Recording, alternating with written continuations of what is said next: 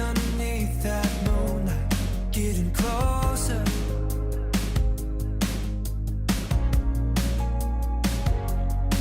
Yeah, that was back when I could call you mine, holding hands, falling into the riptide, over and over.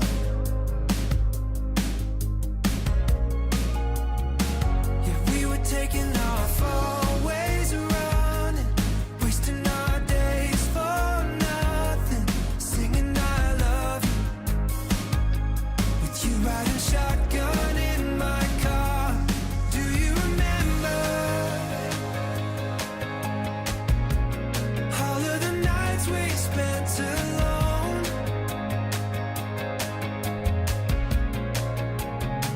when we were burning the embers, waiting for the sunrise in the morning, bring us home. You know that I do, but tell me, do you remember? There was nothing we were scared of doing, when we didn't know the way or where we were going.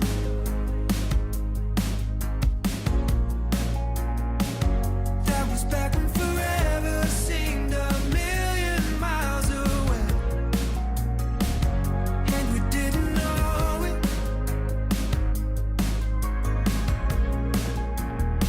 'cause we were taking off always running, wasting our days for nothing, saying I love you.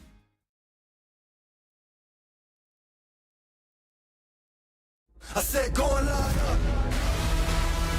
Whoever got next is fine with us. Line up. I said whoever got next is fine with us.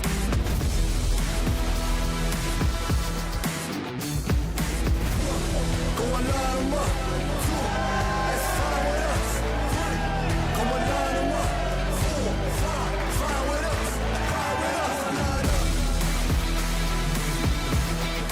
I said go and line up.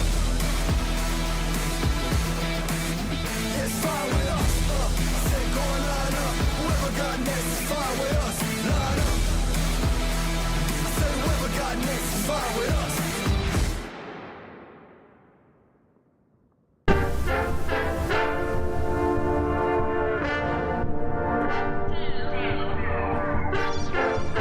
After the light and gentle winds, the whispering winds of the Mediterranean at Saint-Tropez for the first regatta, well, we're out onto the Atlantic now, to the rugged northwest corner of Spain in Galicia. This is the world's leading monohull Grand Prix circuit, second regatta of this season, and in Galicia here we're for the Galicia 52 Super Series Royal Cup. So the Royal Cup, this prestigious trophy, is also at stake. We've got 11 teams racing here from 9 different nations. For the first time we're welcoming back Teasing Machine and Phoenix. They're racing, they missed out in Saint-Tropez, so they're with us for the first time, and we caught up with Tom Burnham from Phoenix and Eric de Turkheim from Teasing Machine. So Tom, what's it like being back in the 52 Super Series in a proper boat? Yeah, it's awesome. It's really nice to be back here and back with the Phoenix program. The team's great. Really enjoyed sailing with them back in 2018 and 19, and so nice to be able to rejoin the fleet after being away for a couple of years. So it's really fun to be back in Bayona. What's it like on the boat? Yeah, it's great. Compared to boats? Yeah, compared to a big foiling fast boat, it's been, this is really great. The racing's awesome here as usual, and the teamwork and getting the boat around the racetrack is so important, and it's really fun to be a part of that again. You've been with a few different teams over the years? Yeah, this is probably, oh geez, I can't even know. I'm not sure, maybe 4th or 5th different team in the Super Series. So yeah, it's fun to, it's always fun to be here, and it's great to see all the faces of everybody that, you know, a lot of new faces, but a lot of the same people that we've seen for years. So it's really neat to be back in the family. What characterizes the Phoenix team from your perspective? Yeah, the Phoenix team, I think it's a group of hardworking people, but also making sure that we're enjoying ourselves and having fun. I think the group does a really nice job of balancing the fun and the seriousness that it requires to do well in the Super Series. So it's a really great group. You're in as tactician or strategist? Strategist, Andy Horton, tactician, and strategist for this couple events. So it's gonna be great. It's a nice challenge. Yeah, it is. It's a great challenge. It's really nice to be here, and you know, as we know here in Bayona, it's a tricky racetrack. So being part of the decision-making part of the team is difficult and challenging. So I'm really excited to be a part of it and happy to be here for the week. More pressure? Always a little bit more pressure, exactly. Yeah, got to make sure I remember how to jump from one side to the other and do a little grinding, pull some ropes every once in a while, you know, all those things. So Eric, how is it being back with the 52 Super Series? Well, it's always great to be back in the 52 series. I mean, for us, it's still the beginning. It's only our third event or something like that. So it's great to get on these boats and especially the atmosphere that we have between all the competitors. But you have a specific goal here. This is about the preparing for the Admiral's Cup. It's part of it. Is this year is the most important for us is the Admiral's Cup. Yes, it's a great event where there are going to be 15 teams there, so it's going to be extremely competitive, both in terms of inshore and offshore races. And what can you achieve here? What's the objective here? The objective is to progress on the 52. I mean, we still have a lot of work to do. So you know, it's a long process. So this year we're doing just 3 events, and hopefully we'll do some little progress. What do you like about the offshore part of sailing? The offshore, it's where I started. I started sailing offshore when I was very young. When I was a student, I did a lot of offshore. So that was my life. I did a bit of dinghy sailing and a bit of racing around 3 buoys, but really offshore was my culture, and that's why I wanted to come here in the 52s to get a new challenge. So some great insights there from Eric and Tom, who are playing catch up a little bit this week, having missed out earlier on. Now on board Platoon Aviation, they are the holders of the Royal Cup. We caught up with Marcus Wieser, who's steering the boat. So Marcus, first of all, what's it like to be here steering the Platoon? I mean, it's a great challenge for me. So Harm called me already end of last season if I could do the Worlds in Cascais, because he's so busy, and he has done the 52 circuit for over 10 years, and he said he needs a little break. So he has a lot of work at home with the construction, with his properties, and for me it was a great challenge, and I was really keen to drive his boat for a couple of events. So it was a quite easy call for me to step in for Harm. So I have fun to sail with the guys. You're better known as a tactician, though. It's difficult for me because I see nothing. I have to rely to the other people. Normally I see everything, and it's different. So I thought I could enjoy the race more, but actually I'm not allowed to look around. And what about, you've been here before, have you? Yeah, one generation earlier, so in 94 and 98 I have been here. So you can see I won the Spanish Nationals twice when I was really young. Now I'm really old. What's it like to be back then? And actually nothing has changed. The clubhouse is the same, the Payadores is the same, the area of course is the same. It's just a lovely area of Spain. It's so nice and green here, Galicia, so it's a great venue, and it's a great location, and it's a great sailing area outside, so we love it. Any pressure on you? No, I don't. I was nervous yesterday, the first time I sailed the boat, because it's a bit different to the container I was sailing in the 2010, 2012, the 52. But I got into it quite quickly, and I relaxed now. I'm very relaxed. I'm not nervous at all now. I was, but not anymore. Harm's watching every move. Definitely.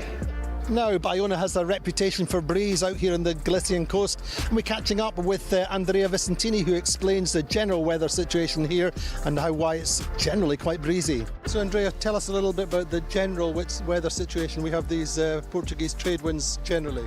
Well, generally the steady situation is the big high pressure located in the Azore Islands, which basically here it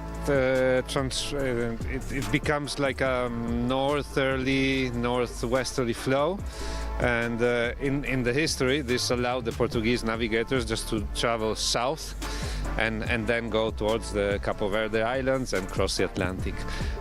These days is what we're seeing. There was a nice high pressure which will be disrupted tonight and tomorrow. So today we will start to see this northerly flow turn to left a little bit and lighter, and basically this is the main gradient force here.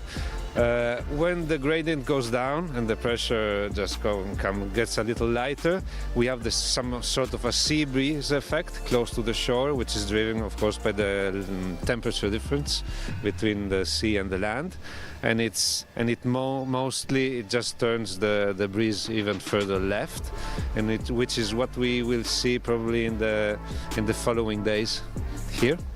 So the trade winds also are good for Cascais, of course. That's perfect for Cascais, even better. Here we are still north of Portugal, so these winds are basically not parallel to the coast, a little bit more from the northwest. In Cascais it's just full on. We just get the compression between the land and this high pressure flow, but it's a better acceleration in Cascais for sure. So the key thing this week, we'll get a full complement of races, will we? I think yes, we will for sure. It's a good scenario. We'll be lighter the next days, but I'm positive in having good days each day until Saturday. The sled team are on fire. We are on fire. Let's see how it goes today. Day one.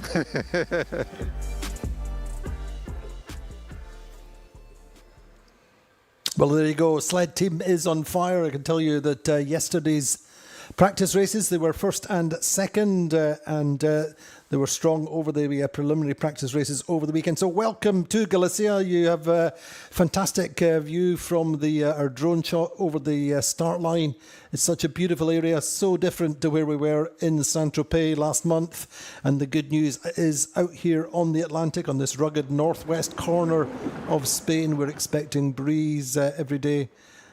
Of some size, shape or form, lighter probably tomorrow and Thursday, but however it's looking pretty good for today. Hopefully we're going to go join Louise Vancer, who's on the water. She's rejoining our commentary team for this and the next regatta. So Louise, it looks pretty good, doesn't it? By all accounts, a little bit chilly, a little bit cooler than Saint-Tropez. I'm so happy to be back out here on the water, Andy. You can't imagine. And sailing conditions look great. Like, I expect the start to be on time. We have 10 to 14 knots out here. The wind is a little bit up and down, so you saw a lot of sail changes now on the boats. We went out with less breeze, but now the breeze went up again. But in general, the forecast is like a decreasing forecast today, so that the wind will go down. So I think this will be a busy day for all the boats, all the people on the chase boats, changing sails and everyone, and it's a heads out day. And the wind is a lot further left than the actual usual trade wind direction we were also talking about before. So it's gonna be a little bit tricky. We have the islands here on the left side, then we have the mainland on the right side, if I look up wind, and exciting day ahead, I think. Indeed, so I think yesterday we were pretty much round about due north, or just to the west of north, and it's round at 320 just now. And are we expecting it to stay in that wind direction, or are we expecting it to trend to the left a little bit, we think, do we? Yes, exactly. So also this morning I spoke with some of the strategists or navigators who are usually the ones responsible in all these teams for the weather forecast, and to keep the team also up to date on changes in weather forecast, or just in general preparing everyone. And interesting enough, we have the gradient a lot further left than what is usual for this time of the year, for this place here. So usually there's like a north, so 0 degree wind direction here, as we had yesterday when we had beautiful practice racing. So today it's further left, and unfortunately I don't think we can't even have any sea breeze influence. So I checked the weather temperature this morning, and it's 15 degree weather temperature. This is also how it feels like being out here on the water, to be honest. It's cold. I'm wearing all the things I brought with me, all the jacket, all the pants. And it's more. quite cold out here, and exactly, I'm ready for all day. And the air temperature is just about 17 degrees, so this is not enough for a sea breeze to develop and to bring a little bit more wind speed here, but we don't need it, we have enough. And interesting enough, I did some research, Andy, because I noticed that most of the navigators are actually Italian. Guess exactly how much percentage of the fleet navigators are Italian? I can't do sums, Louise, at all. I can't do sums, but I would say it's over 50%. And we're missing, of course, Bruno Zerilli from the Gladiator. But yeah, the The Italians really breed a high grade of navigator, and they're certainly very prominent in this fleet. And interestingly enough, that was Andrea Vicentini. There was a little joke, I'm not sure that I followed it, but I was looking for Italian navigators, and somebody told me, well, Andrea's not Italian, he's from Trieste. Actually, it's Max Ranke, our photographer, said that. He said, Andrea's not Italian, he's from Trieste. So anyway, he is the form navigator just now. They were second in Saint-Tropez, and possibly you'd think certainly among the contenders here, I think we'll find. But who do you have your money on this week, Louise, in terms of who could win the Royal Cup? Good question, to be honest. I think there's so many teams at the moment the same level. And yesterday in the practice racing, I thought it was outstanding how close the racing was. Like, so many opportunities to win, but oh my God, even more opportunities to lose big time. But for me, outstanding in the practice racing was sled yesterday. They just seemed like to be very fast, very consistent, and I think this will be important over this event as it's a series, and I think we're going to be sailing every day. We will have all the races we want to do, brilliant sailing conditions, where it's about consistency and being fast. And also over the last years, Andy, for me this was always the team that was the most consistent over the more conditions. So obviously there are always some boats who are outstanding in strong wind, outstanding in light wind, but these ones are the most consistent. What do you think? I bet on sled. No, I've already bet on sled. I'm afraid you can't do that. But one of the key things that we're seeing at this regatta, there's key changes in the afterguard lineup. So we've got Harry Melges joining American Magic Quantum Racing, obviously coming in as the helmsman. We have, as we saw in the little lead-in to this live, we saw that Harmuller Spreeder's not with us, and we have Marcus Wieser steering. Now, he said he was not nervous, but I'm sure he'll be feeling the pressure just now. But he's a top strategist and tactician in his own right. It's a while since he has steered a TP52, so that's one other change. And there's a few through the fleet, but as you said, Louise, it's all about consistency, and these little changes, particularly in the afterguard lineups, will be really take some time to settle in, I think. But Quantum were pretty good yesterday in the American Magic were pretty good yesterday in the training, weren't they? Yeah, they did great as well in the training. You're absolutely right. I mean, there's such an experienced team, especially the mix between the, I would say, older, experienced guys who are sailing in this boat for ages, and then the younger who just started but are full of energy, full of excitement, full of interest. I think it's a quite winning strategy here on the TP52s at the moment. Indeed, Louise. Let's have a quick look at the lineup on board Platoon Aviation. Say a couple of small changes. They're also missing Jordi Calafat, the strategist. So this is the team on board Platoon Aviation.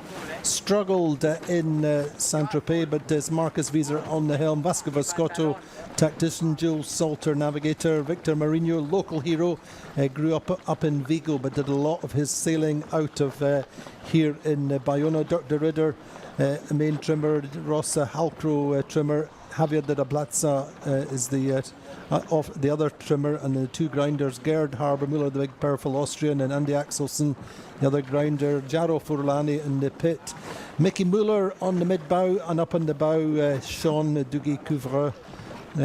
So it's generally a fairly settled lineup, but one or two changes there on board as we are on with the German team. So Vasco working pretty much solo, I think. We wondered whether he had a local expert on board with him.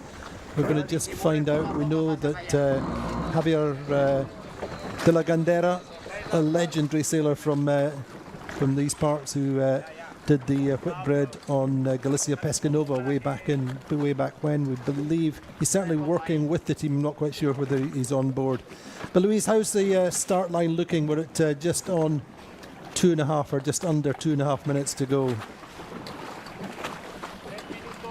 At the moment, the boats already line up. So from the outside, this might look a little bit confusing. Why are the boats sailing from one side to the other side and back and forth? And you might get lost. But actually, the people on board know what they're doing, and there is a system, a strategy behind. So wherever you line up when you sail now on port, away from the start line, then you tack back onto starboard. This will be more or less your position on the line, and also obviously towards the boats. And we have some new teams in the fleet. So for them, it's actually not only about like, okay, we're starting there where we will win the race as well, because this is the best place to start.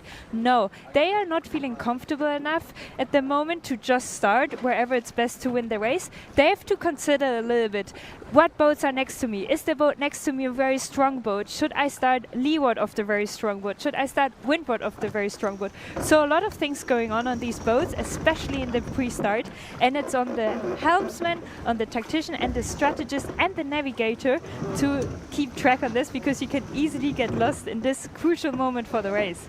Indeed, we're just coming into 1 minute before the start. We're on board with American Magic. Harry Melge is about to steer his first race in the 52 Super Series since Valencia last year. Of course, they clinched the 2024 title. So just setting up one third of the way up, I think, from the pin end of the line. We're seeing Phoenix towards the pin end of the line. Just setting up way at the top end of the line, closest to the committee boat. We have Prevezza. Prevezza trying to come in on time and distance, seem to be quite high on the boat, hoping for things to open up. Allegra are quite far forward, so too Sled, but certainly a very, very tight line-up. Value coming in late at the pin. Bow down on Value. So too on Phoenix, and looking a little bit like Prevezza are going to be slightly late, possibly happy to be late to get out to the right early. All clear. But a clear start.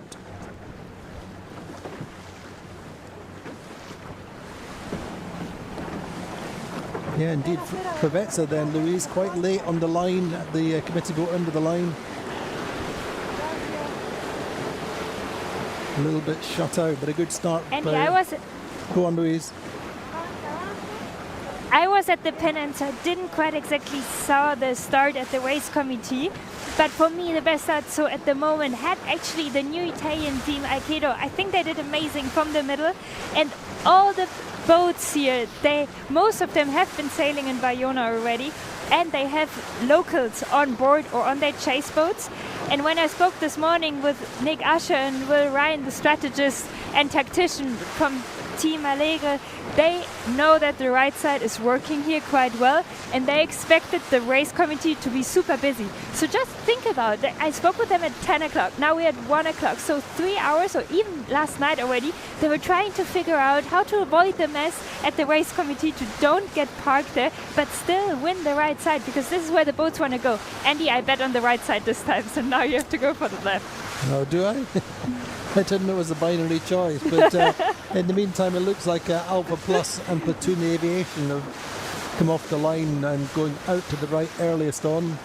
Prevezza as well, Alpha Plus Platoon. Alpha Plus had a good regatta in Saint-Tropez, finishing in 4th place, winning the second race of the regatta.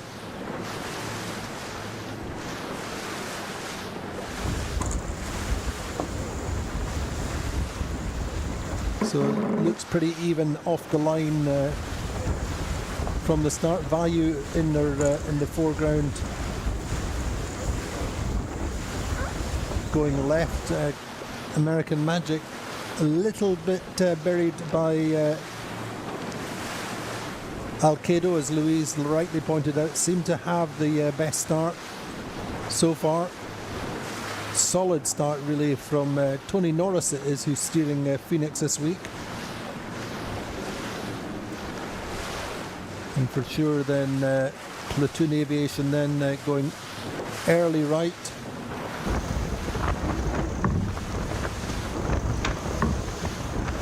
Our tracker at the moment has the left strongest, Louise, but it's very even between Value and Alpha Plus, the extreme left and the extreme right hand boats. I thought Plus seems quite fast today. They weren't so happy yesterday when I spoke with the shore crew and especially the sail designers and makers. So I think today in the conditions, a little bit lighter wind, a little bit less wind, wave, they feel a lot more confident and they can hold their lane quite well there. But I wonder if the boats here on the left side, when they tack, they need to be able to cross. Otherwise they will duck the other boats, then they lose a lot. So especially Vayu here being the furthest left boat, they need to continue for a very, very long time because they have to wait the other boats to tack. So they're going to have to be patient. So too, well, they would probably cross Teasing Machine, but certainly not across Phoenix. So there we are, quick overhead shot with Teasing Machine, as Eric de Turkheim, the owner-driver, pointed out. Their primary goal this week is polishing up their crew work and their boat-on-boat sailing for the ahead of the Admiral's Cup. They have no great expectations of pulling off a result. In the meantime, sled kind of mid-fleet, so to Allegro.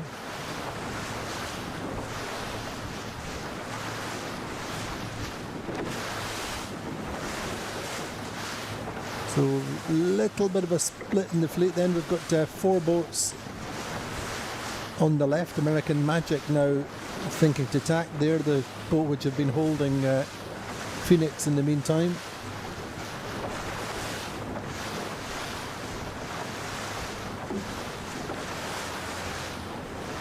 Nice little on the water rivalry then between Tom Burnham, a long-time member of the American Magic and Quantum team, now on board Phoenix as strategist. And there we see Vayu tacking and clearing Phoenix.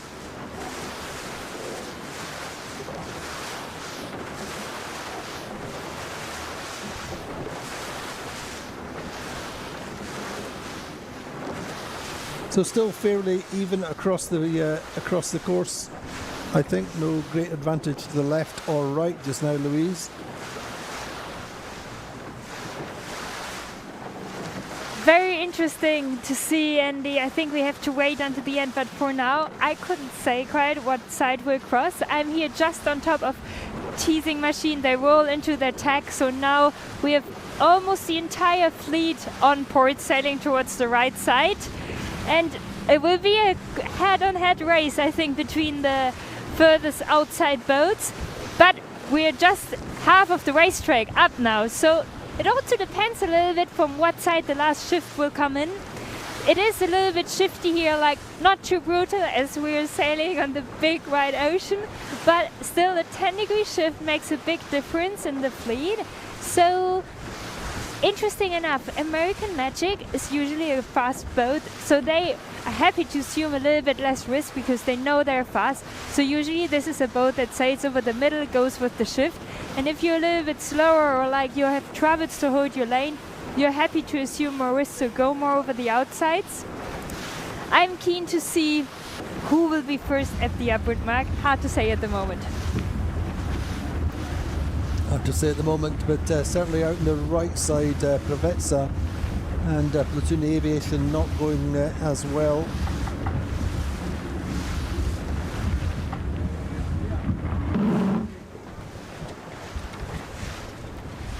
Prevetsa now starting, we're starting to see that land just around their bow, so they should potentially get a little bit of starboard tack lift possibly.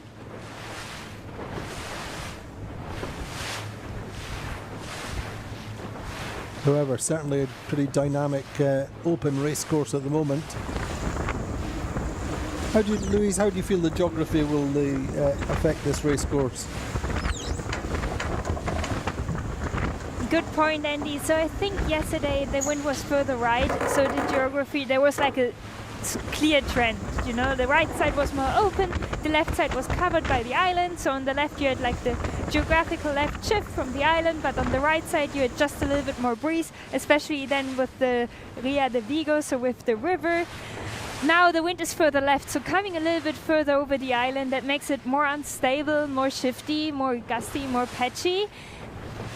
I don't know, to be honest, if the right side still has more wind. Just looking on the water and looking upwind, for me both sides look equal, just regarding the wind. What can happen is that now, especially coming to the last third, to the upwind mark, that there is this left shift here again with enough breeze. I think we will see once all the boats are upwind, and most of the boat, as tags also slow the boats down, you want to avoid tags, especially in this wind we have today. So there's not a lot you can do when you're now sailing on port. You want to get close to the other boats to then decide and get more in the tactic games. Are you attacking the boat? Are you crossing the boat? Are you ducking the boat? Rather than big strategic decisions, because they're made already. Indeed, just watching Teasing Machine, the boat furthest to the left of the fleet just now, along with Vayu. The middle and the right look a little bit stronger now. We'll see whether that benefits Prevetsa and Platoon Aviation furthest out to the right.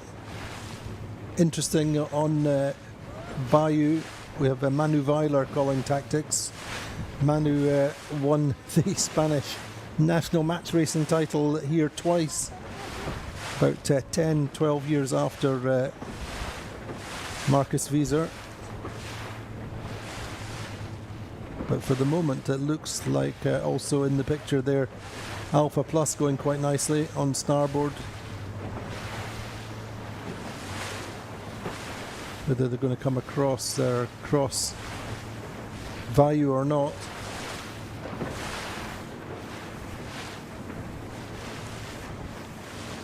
Allegra going quite nicely as well over on that right side. We're just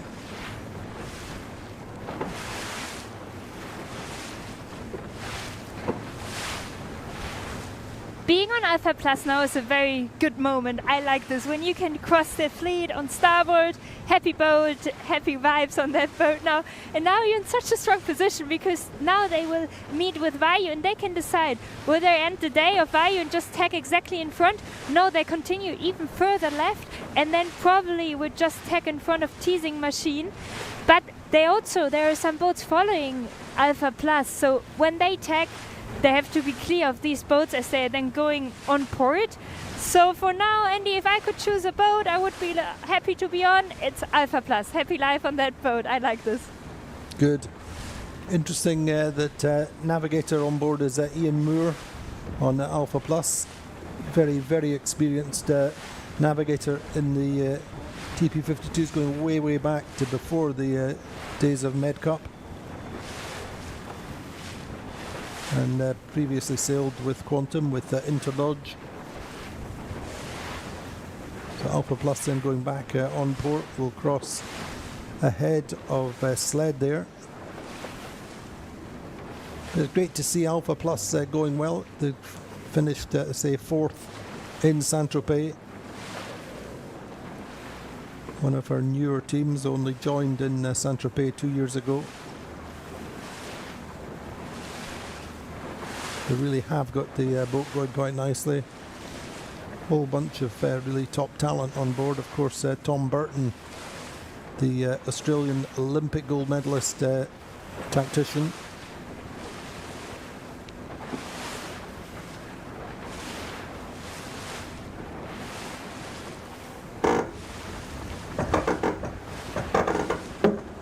It's interesting, Louise, isn't it? Because I think this is probably as light a wind as we've sailed in here since the fleet got here.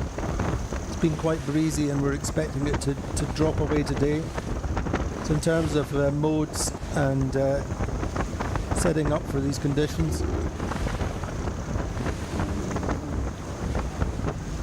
there's this little bit of a chop as well, isn't there? Quite choppy.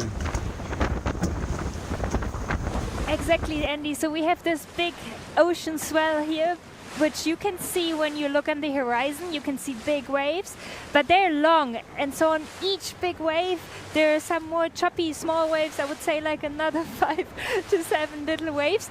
They slow down the boat a bit, and you can feel it in the rudder. Once I had the honor to helm platoon, and I was amazed how you could feel every wave on the rudder. So it's quite busy for the helmsman. They have to focus on the numbers that are on all the screens on the mast, but then they also have to helm and steer accurately. And I want to say fast, because it depends a lot on the helmsman actually in these boats, how well the boat is going. And the helmsmen are working with the main trimmers together. So these are always the two that are looking inside, sitting inside, talking non-stop to each other to make the boat go fast. And the jib trimmer is more outside and also adjust the jibs, but a little bit less than the mainsail is adjusted. And Andy, I think the wind is light, but that makes it even more exciting in these boats. I love to see them racing out here today because they're so close together. I mean, oh my God, this is so exciting. Like, you can lose so much meters and win so much meters by just one move, or like you might not steer so well for like 10 seconds and you lost a lot. So a lot of concentration needed. I'm going super fast to the upwind mark now, so I will see you there. Good, we'll catch up with you there, Louisa. In the meantime, we're on board with a teasing machine there. On the runner on teasing machine is Mariana Lobato, Portuguese top sailor from Lisbon. 2 round the world races to her credit.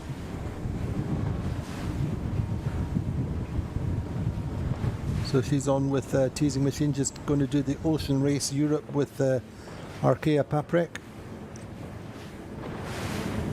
That sailed Nacras and 49er FX, I think. Anyway, it is Prevetsa credited with the lead coming in towards this top mark. Remember, they started at the committee boat late to try and own the right side early. Allegra. So Hamish Pepper, they're just saying he's going to go behind the boat they're crossing, which I think is Allegra.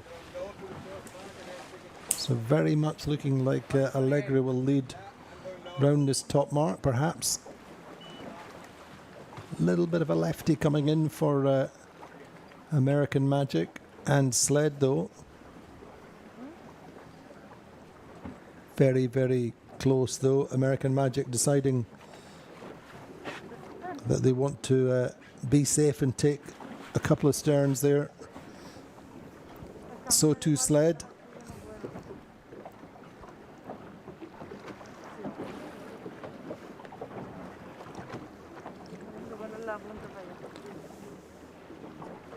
So looking good for Allegra on this top mark just now. Little bit under ley line, or just a little bit tight. Certainly Andy Sariano having to work, keep a little bit of height. Of course, there's all this bit of current. So too John Cutler on Prevetsa. So Louise, round the top mark first is Allegra. Yes, Allegra is first around the top mark. And after this, Prevetsa, amazing. But there you see, oh my God, how close was this? How many meters you could lose approaching this last upwind mark. That was incredible. Platoon was so much back, but then had such a good approach to that upwind mark, so that they're rounding this mark now just in third. So tight, just not touching the mark. Well done. And now they set up here to their first downwind. And I wonder, so the right side looked a lot better finally in the end, but it was tricky, it was shifty, and you had to play and especially position yourself very wisely, as the fleet is so tied together. Indeed, I think, Louise, you hit the nail on the head, because Allegra were not outstanding in terms of their start or picking one side of the course to the other, but really they sailed the shifts at the top part of the beat really well, and we're just seeing Alpha Plus having to take a penalty. Not quite sure what it was for, but obviously they fouled possibly Quantum, I'm not sure.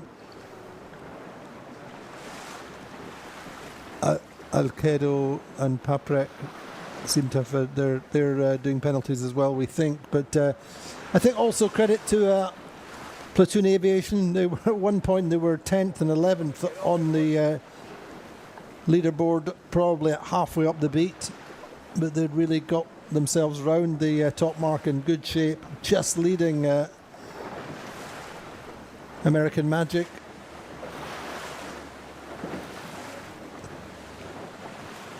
So great credit then in the meantime to Nick Asher, Will Ryan, Francesco Mongelli, all the team on board Allegra. They have Prevezza breathing down their necks.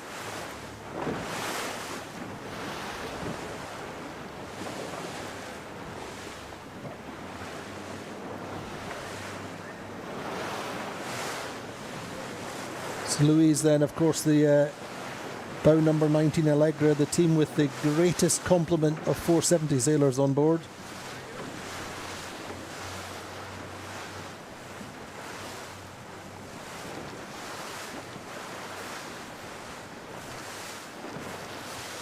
Allegra did a phenomenal job. Like, they kept out of trouble, they had a great upwind mark approach, and they were seeming to be really fast. And this morning when I spoke to Nick Asher and Will Ryan, I mean, they're friends for a long time, they know each other, tactician and strategist on that boat, and they also know the race course. They've sailed here already before in other classes, and they feel very comfortable here, and they like sailing here as well. And you could see this today, they were trying to make it easy, and so far this pays off well. But the race is not over yet, Andy, and we saw how easy it is to lose meters. So let's see. I hope they can maintain their position, but it's gonna be exciting until the end, until the boat crossed the finish line.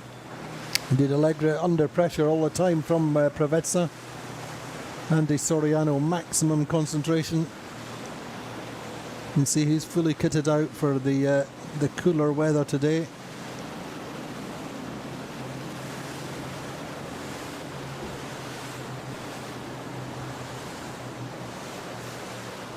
So of course it's the Royal Cup that we're fighting for here, this standalone trophy, historic trophy that's been with the class for many years now. But in terms of the circuit standings, it's of course Gladiator who are leading coming into this regatta, but they're not here,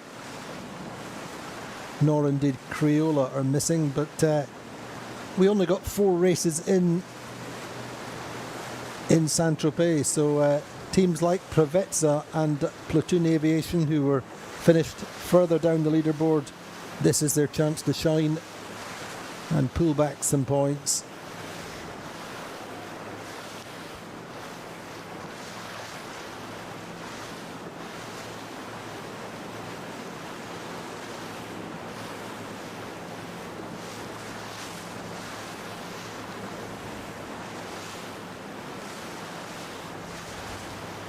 Andy, there we have now some great onboard shots, I think, with the drone. And it's incredible. You see these big boats, but then you see the crew moving from leeward to windward, so squashing the boat, making the boat flat once they are on the wave to accelerate it, and then the boat is just not planing, but so close before to be planing. And how much finesse is needed on these big boats, I always find it incredible. Very gently. Prevezza going into their jibe at the same time as Allegra.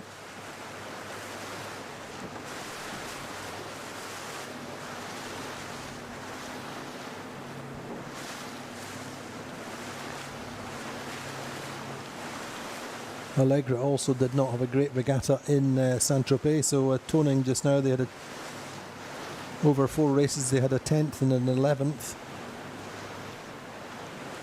So the team which finished 11th in the last race in Saint-Tropez, leading this first race here in Galicia. And the team which finished 11th are 3rd in this race. It's of course Platoon Aviation. They're staying a little bit further out to the right of Prevezza.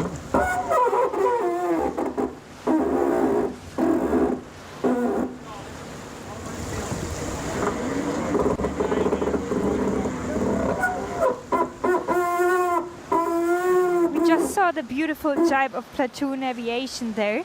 And spectators who notice, they have this grey sail in the front. This is not a jib. This sail, the boats only put up on the downwind when they're like, let's say, less than 10 knots. So when the boat is not planing, that means when the bow is not coming up, then they put this sail up, because then they're in a little bit of a lower mode they would usually go in, and this sail, stay sail, helps them then on the downwind to sail fast. But they have to roll in the sail for the jibe, turn the boat, let the gennaker fly around, and then they can put the sail out again. I think this is pretty interesting to notice in these boats. But also for the boat behind them, it's a little bit of an indicator, if you want to cover the boat in front of you, that this boat is going to do a jibe. So the jibe just takes a little bit longer. Indeed, some great shots from our drone. Just, you really get a clear view of how the boat behind tries to get on the air and affect the boat in front.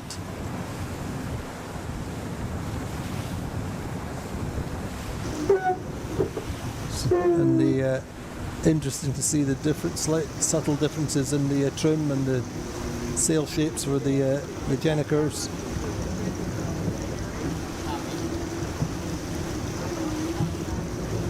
But isn't it fascinating that, say, the boats which did not do as well in Saint-Tropez are really pushing out in the front of this first race here in Galicia, racing off Bayona.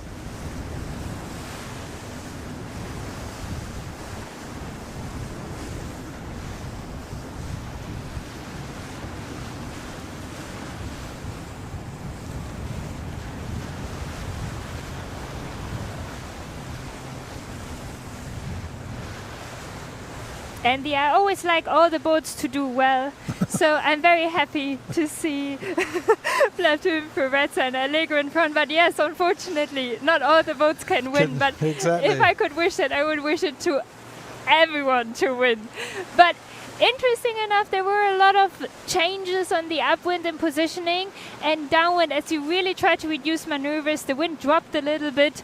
There were not so many differences. It's more about speed now and driving at the right moment, which can make a little bit of differences, but not a lot. If I see now over the fleet, there were no changes so far, and we are approaching the leeward gate soon. I would say we're now in the last third, and for me, I can't really say if one side was better or not.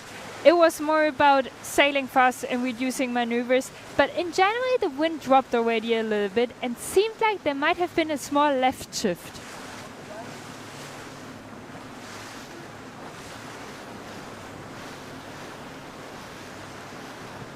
Yeah, maybe certainly Allegri looking a little bit more comfortable on Pre-regatta just now, about 60 odd metres behind. Platoon Aviation still leading American Magic.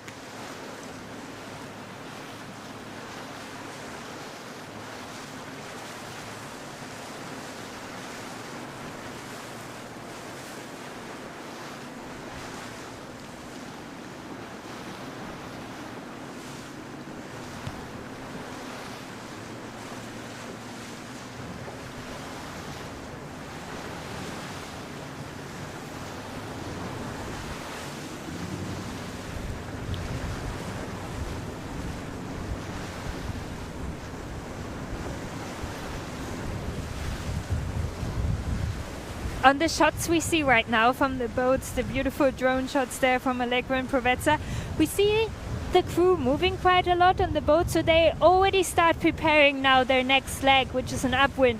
So they have to take the sail down, they put up for the downwind, which is a gennaker, and the say they have to prepare the jib and then decide what side they want to sail on, what mark they want to round. So a lot of things going on whilst they look so peaceful sailing along there, but it's pretty busy on these boats right now. It does indeed, just reflecting that the boats which had obviously had to do penalties and have lost out significantly, Alpha Plus and Algedo, now quite a long way back. Patrick in 7th, Sled 6th.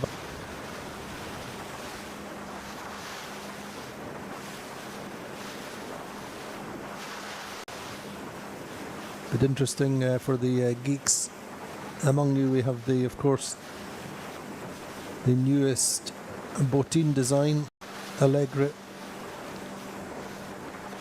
with the newest Vrolic design, Phoenix, head-to-head just now. And indeed the sister ships are Platoon Aviation and Allegre.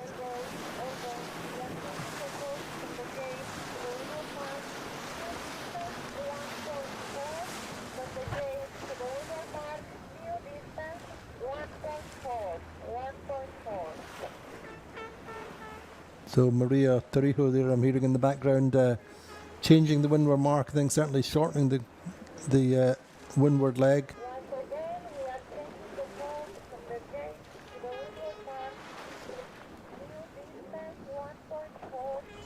But that was that's the general trend we're expecting, Louise, wasn't it? The breeze going left and easing slightly through the day.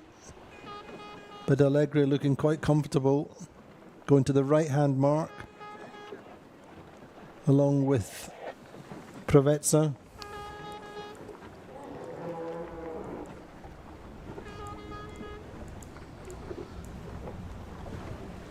Platoon going to the left, looking upwind.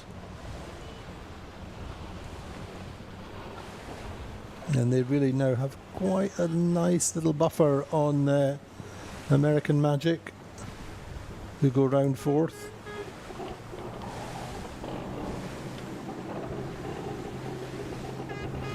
Sled going round 5th.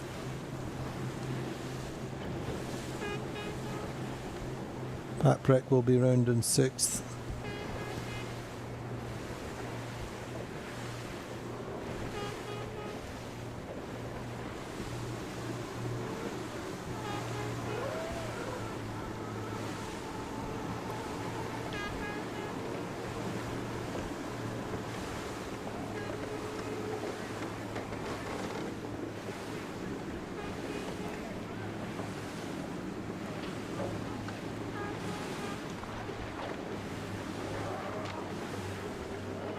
So coming through now are Alpha Plus and then Alcedo, two teams that we know did penalties. So how's this on upwind looking, Louise? Certainly breeze is lighter. Andy, I'm just here leeward. Exactly. So Maria, our race committee officer, she shortened the race course, and for me the breeze moved a little bit further left. I am just here next to Platoon. They went into the attack, covering the fleet, going to the right side. I think this was exactly the right move because they're in a great position. They're almost rounded the leeward mark, second, just behind Provezza, but Provezza took the other mark. And now they go with the fleet to the right side. Great sailing, probably also the left shift promoting this here. And let's see how they end up. I would be happy now sailing on Platoon. They look great here on the left side. It seems to be a little bit more wind maybe also, but I can't really 100% tell that. But where I'm now, I can see beautiful sailing conditions for the TP52.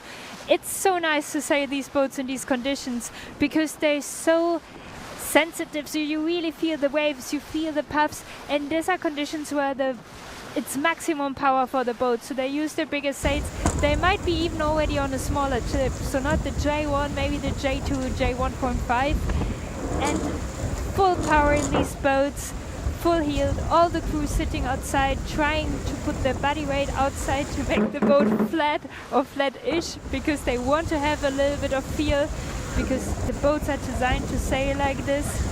So great sailing here. I'm so happy to see the boats sailing here.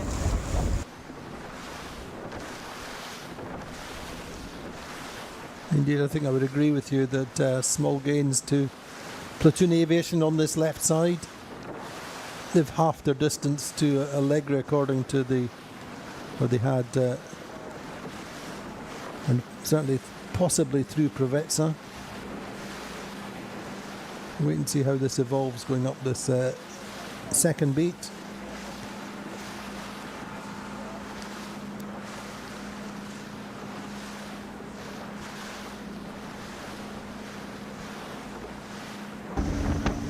On board with American Magic with Terry Hutchison talking to Harry Melges IV all the time.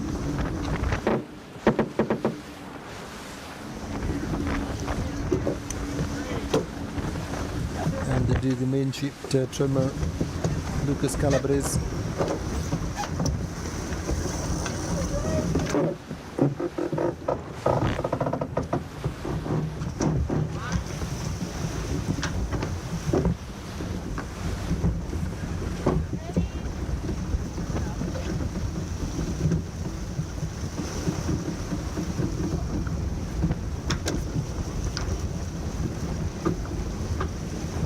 So great tech there from American Magic. I think they picked the right moment now to follow the fleet going to the right side by being in free wind and having a free lane. And I thought it was so nice how you could see the whole crew moving from one side to the other side. And whoever won that, well, who was that person with the iPad there in the hand? This was the navigator, Sarah Stone. And navigators all the time having the iPad in their hands to update the tactician and strategist on wind strength, course symmetrics, and what is happening with the navigation on the course with the wind. They have like software running on their iPad where they can type everything in. She probably just typed in that the course got shorter, so she can give new updates about how long the legs are, how much time they still need to sail on port, how much time they still need to sail on starboard, where the ley lines are. So I think they have such a difficult but also super interesting job, and all related to numbers. Indeed, back on board with Brevetza, who we feel have lost second in the meantime to Platoon Aviation.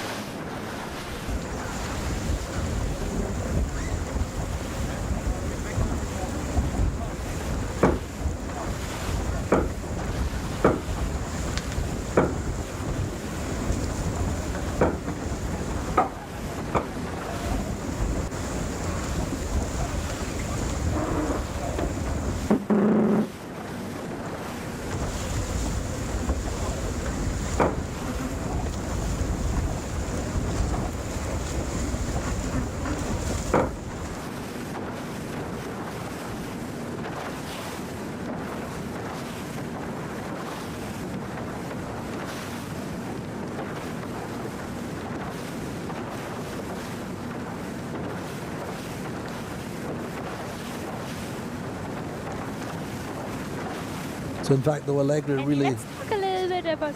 Go on, Louise. I just wanted to say, let's talk a little bit about Allegra, because for me they sail an incredible strong upwind here.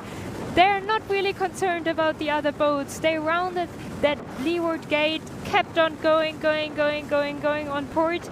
And I don't know if they already tacked or not, but they might be close to the ley line to then tack back on starboard. I think they just tacked. I can see them coming. So they were not concerned at all. We saw Brevetza stepping out, losing there to Platoon. We saw Platoon doing a couple of tacks, American Magic doing tacks, but Allegra seemed to be really comfortable here and fast. So for me, they extended their lead. Now the tracker shows something else, but that might be just a little shift, so we should wait until we see the boats coming closer together. But they seem to sail really strong for me today, so far. Indeed, certainly very close between second, third and fourth at the moment. As you say, we'll have to wait till the tack to see how that plays out. But massive credit then to the Allegra team.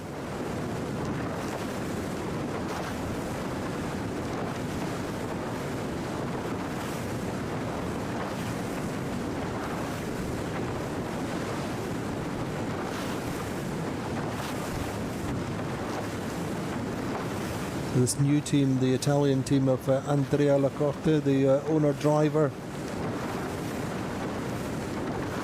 started the race well. They were well up in the top two, top three. in the early part of the beat, but then had that penalty.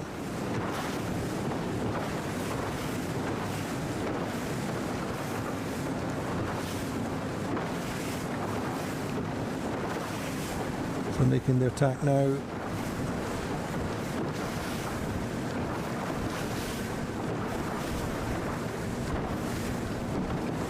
But was of course the formerly interlude. So their target is to get up to and pass Alpha Plus and Paprec, their nearest targets. So just watching now as Platoon Aviation come back at American Magic. American Magic seem to have picked up a little bit of a lefty. We saw that in the previous shots. Interesting, looking like they will cross ahead of Platoon Aviation, or not indeed, they'll put them in the lee bow.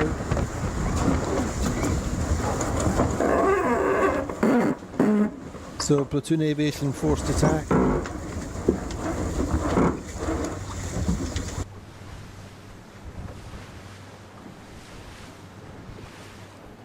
Nice, some little fights going on there, Andy. We like that, because We that's like always that. a little bit painful if you have to attack because of another boat. But, well, that's what you want, right? You want to give the other boat another attack. You want to slow it down to make gains on that boat. So it's exactly what American Magic had to do in that moment, and obviously Platoon didn't have another choice than tacking out. And I wouldn't be surprised if they would do now the same to Provezza. So sailing out onto Provezza and just tack in front of them. What do you think, Andy? I think you're right. We're just waiting to see that, but it was pretty close between Provezza and Platoon Aviation. Allegra now are quite well clear. But credit in the meantime to Terry Hutchison and the team on American Magic. Managed to pull back a little bit, getting out to the left of Platoon Aviation. Certainly seemed to be quick enough upwind.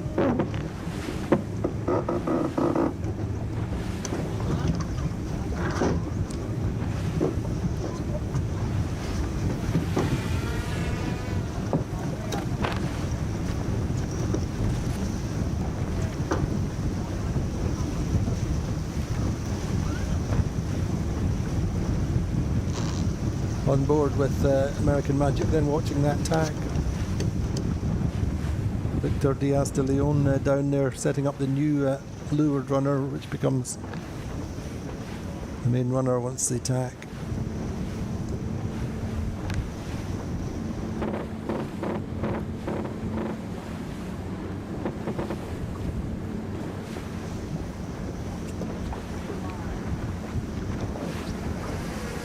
Closing again with Platoon Aviation and tacking again. There's the old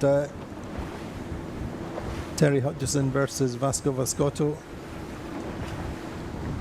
Most enduring rivalry in the 52 Super Series.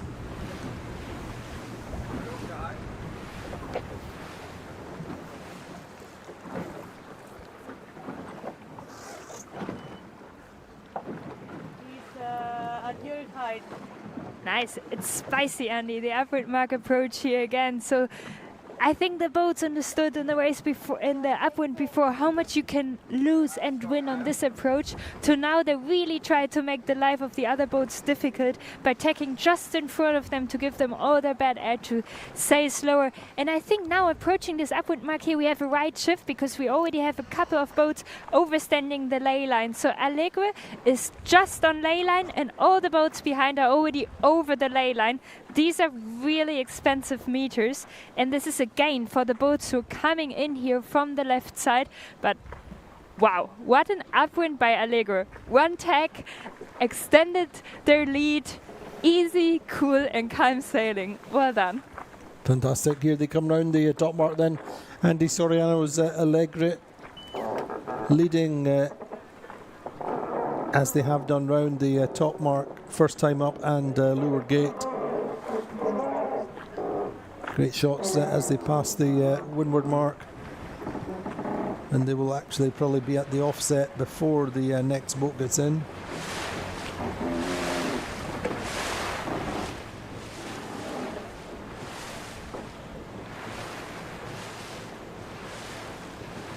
Potentially a little bit of a gain to Paprec.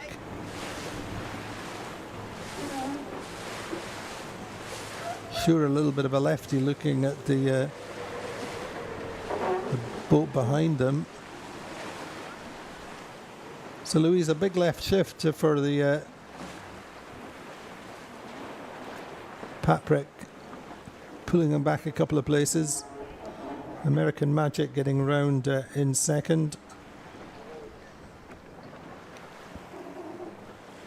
And in fact, Prevezza sailing the top part of this beat slightly better to get round in third, and fourth will be Platoon Aviation, then Paprec.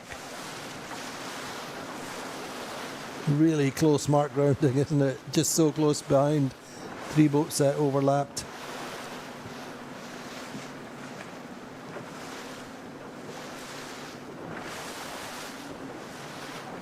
Teasing machine, Alcedo.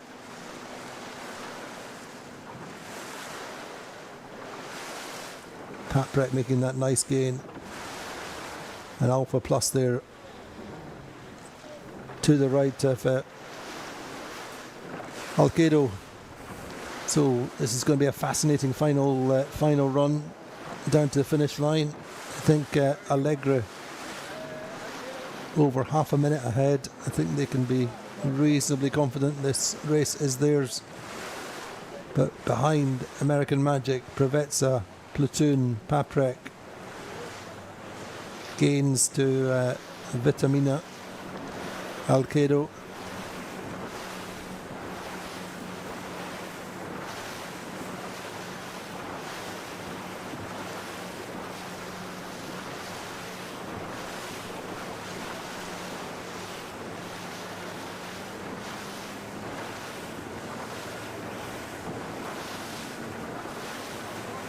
Andy, what an interesting upwind again, and what an interesting final mark approach again. Wow, I mean, so many things happened again at the same time. I love to see Alpha Plus and Alcedo back in the game. They had to do a penalty after the first upwind mark, and now they're back in the mix, fighting for every meter to make moves forward. And to be honest, everything can still happen on this final downwind.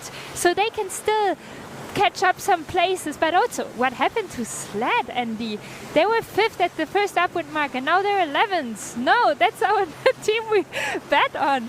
So you can really see it's tricky out here. The wind dropped, and the more the wind dropped, the trickier it goes. So I always call this a little bit of a headache day, because you have to think so much when you're sailing here, but not when you're Allegra. Then you you make your life simple. You go out on the right side, do one tag on the ley line, like spot on. Well done. I want to be on that boat now, Andy. Indeed, Louise, you keep changing though. That's the problem. You just want to be on the in the leading boat. It's like, anyway, they are going it's well. Always good to be winning. It's always good to be winning. I say the high complement of 470 sailors on the Allegra really does help them, isn't it? But American Magic pushing hard behind with Prevezza and Platoon Aviation all close. But in some respects, it's slightly easier once you get a certain level of lead. You can extend further and faster.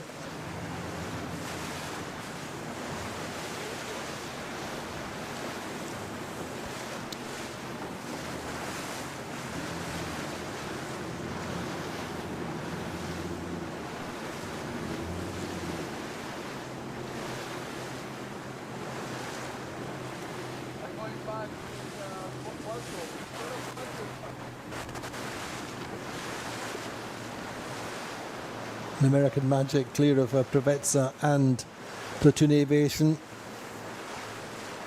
Wonder whether Platoon Aviation can pounce on Prevezza before the finish.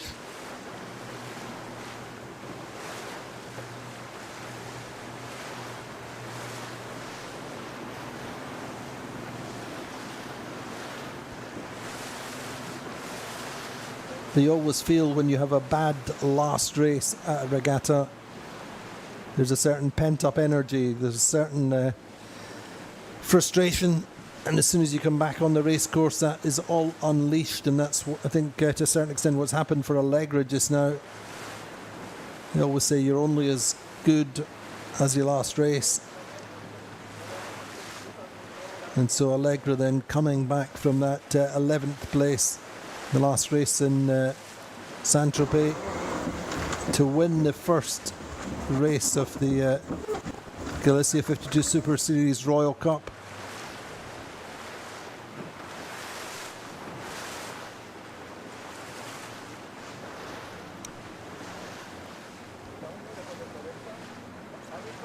But more than doubled their lead since the Leeward Gate.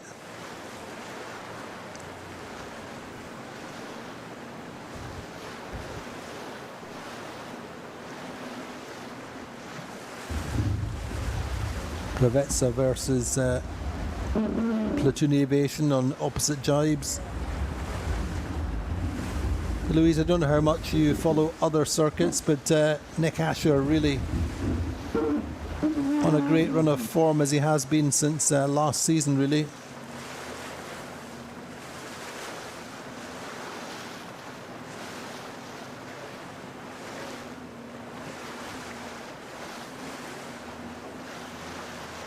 Provezza and Platoon Aviation pretty much head to head. Nice acceleration for Provezza.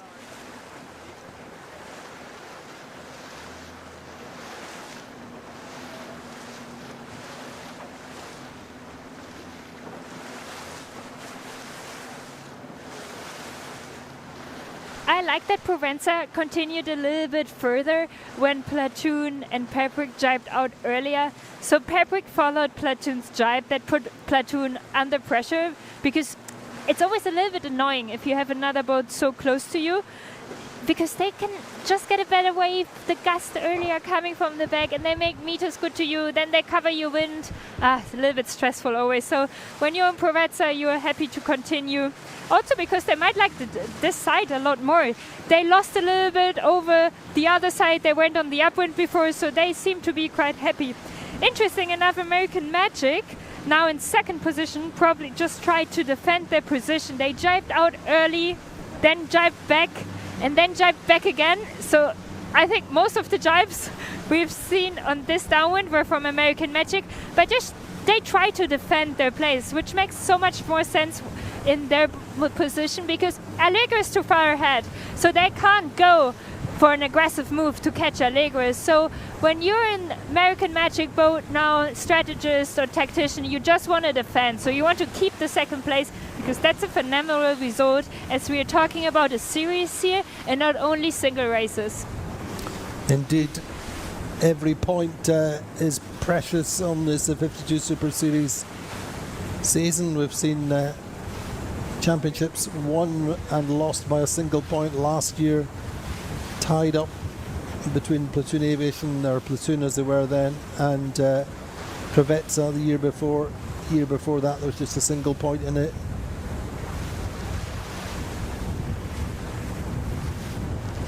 But Allegra really have a nice, comfortable lead.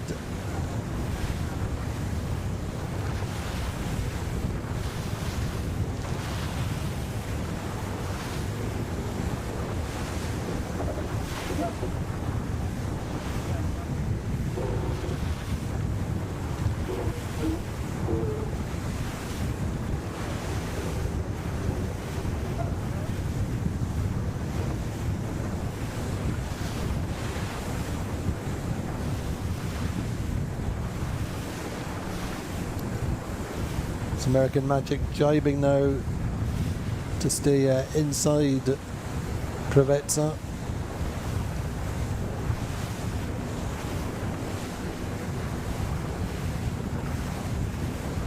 Andy, so I count the jibes of American Magic, and this was the 5th jibe of American Magic. So they seem to be really good in boat handling, actually. That's good practice. And faster, but every yes, it's outstanding. But every jibe slows you a little bit down, and you can see this now. They had a much bigger lead to Provezza when they rounded the second upwind mark than they have now. But they just need to be in front, because it's sailing it doesn't matter how much you're in front of the other boat, you just have to be in front of the other boat. So the more you can control that, the better it is. So it doesn't matter if you're 1 meter in front, or like Allegra probably, I don't know, 1.5 minutes or something. Yeah. They have a massive lead. Indeed.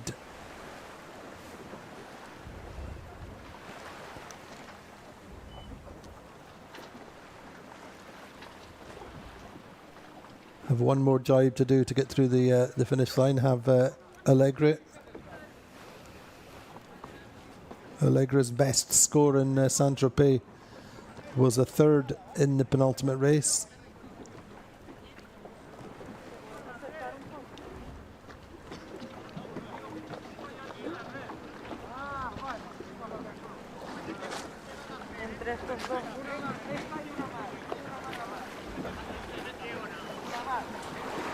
And also, of course, massive credit to Andy Soriano, owner-driver, beating a bunch of top pros in this race.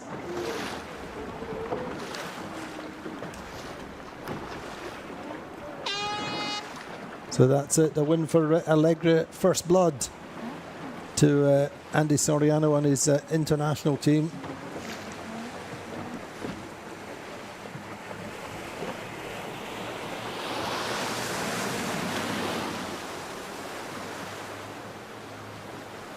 Then close behind, as Louise said, American Magic just ahead of Pre-regatta.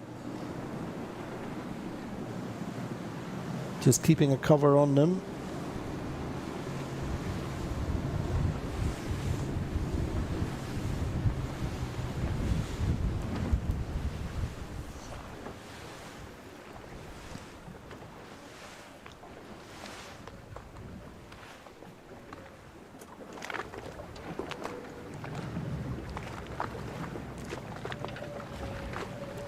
So the 2024 champions coming through in second place.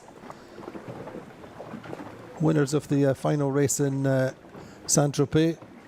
American Magic coming through for second. Pre-regatta come through in third. And it's going to be Platoon Aviation for fourth. Credit, significant credit really to Cameron Appleton and the team on board. Alcedo pulling off a fifth, getting back through the fleet. They were last or second last at one point at the top mark. Value coming in next.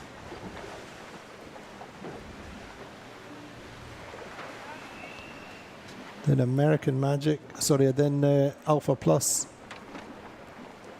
Patrick just losing out.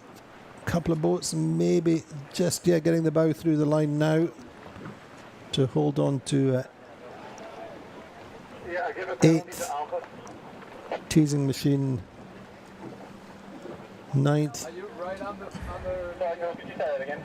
Penalty, we think, to Alpha Plus.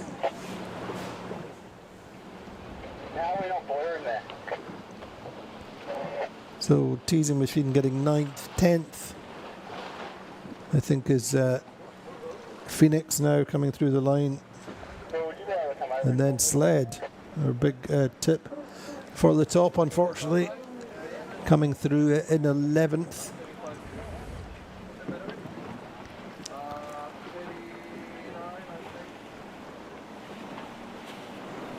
So Louise, and a nice win for Allegra then. What did they do right? What was the key factors in their winning this first race here in the Galicia 52 Super Series Royal Cup? Andy, what an outstanding race by Allegra. I stopped the time. Upwind, one tag. Great sailing. But oh my God, what a drama then at the finish line, Andy, with Alpha Plus getting a penalty. I saw it, it was just in front of me. So just to recap what happened, Alpha Plus was on port, chasing to the finish line, sailing fast, whilst Patrick came on starboard. So Patrick was right of way, and Alpha Plus would have need to avoid Patrick. So now you think, well, why they just didn't do it? I think Alpha Plus thought that they're already in the protection of the finish line, so of the mark, because there's a protection around. So then Paprick actually has to stay free and not Alpha Plus. That's why they just kept on sailing, because Alpha Plus thought they're good. Paprick has to avoid them, which Paprick then also did. Like, there was no collision, no contact, anything, because Paprick jibed. But the jury gave a penalty to Alpha Plus, so they apparently thought that they didn't keep clear. So for the jury, probably Alpha Plus was not yet in the protection of the finish line. It's a tough one for Alpha Plus then, having already got a penalty in the approach to the or at the windward mark. First time up, they were going really well, but that will cost them a few places. But American Magic Quantum Racing, Louise, just sailed a really steady, just to prevent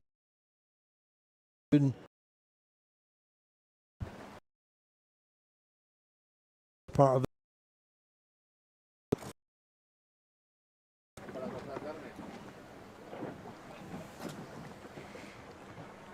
Yes, so interesting, Andy. And also the Italian team, how much they fight back. They had to do a penalty at the first upwind mark and then managed to finish just behind Platoon Aviation. This was a very, very close finish between these two boats. So amazing. Coming back from a 10th place to a 5th place this morning. Alvaro, the strategist, told me about, they see all these opportunities to win on a racetrack because this venue here allows this in Bayona, but for them these are more opportunities to lose because they're a new team. But today they executed on taking every option to make meters forward after the penalty they had to do. Well done. Indeed, Cameron Appleton, hugely experienced tactician, was with the boat previously when it was interlude, and he loves to take every opportunity. So there is the leaderboard after the first race here at the Galicia 52 Super Series Royal Cup. Allegri winning, American Magic Quantum Racing in second, third Prevezza, fourth Platoon Aviation, fifth, third Prevezza, fourth Platoon Aviation, fifth Alcedo Vitamina Value in sixth, Paprec seventh, Teasing Machine eighth, Phoenix ninth, 10th are Sled, and Alpha Plus then losing, I think, 4 places because of that penalty, finishing up with an 11th. So that's our race one done and dusted. A great race. All credit to Allegri. Join us again in a few minutes. We should go straight into the second race here in Galicia. We'll see you then. I said go and line up. Whoever got next is fine with us. Line up. I said whoever got next is fine with us.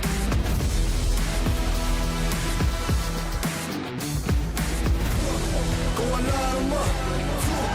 That's fine with us. Come and line them up. Fine with us. Fine with us. Line up. I said go and line up. It's fine with us. I said go and line up. Whoever got next is fine with us. Line up.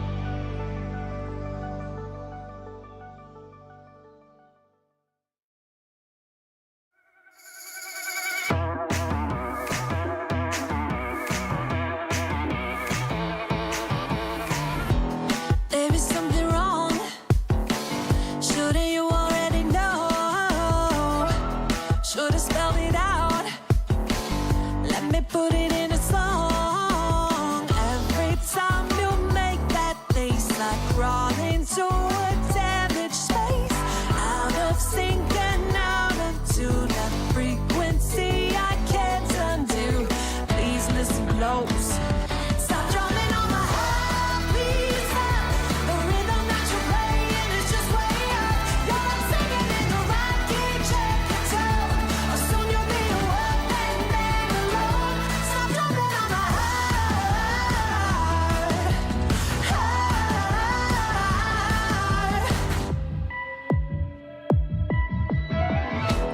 Why you look surprised when we've done this all before?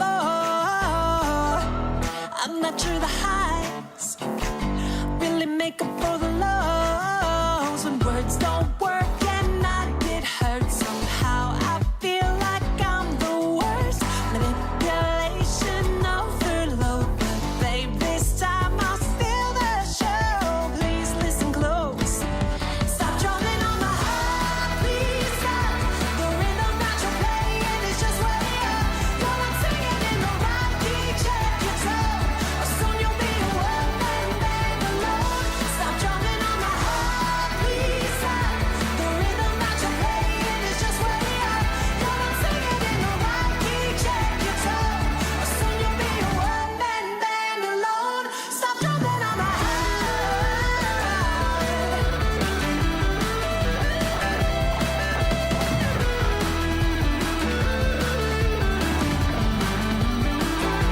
Stop drumming on my heart. Stop drumming on my heart.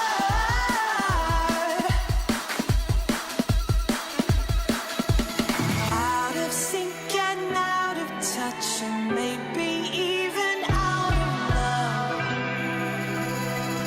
Stop drumming on my heart, please stop. Got me black and blue, making me wanna walk. You're not singing in the right key, check your tone, or soon you'll be a one-man band alone.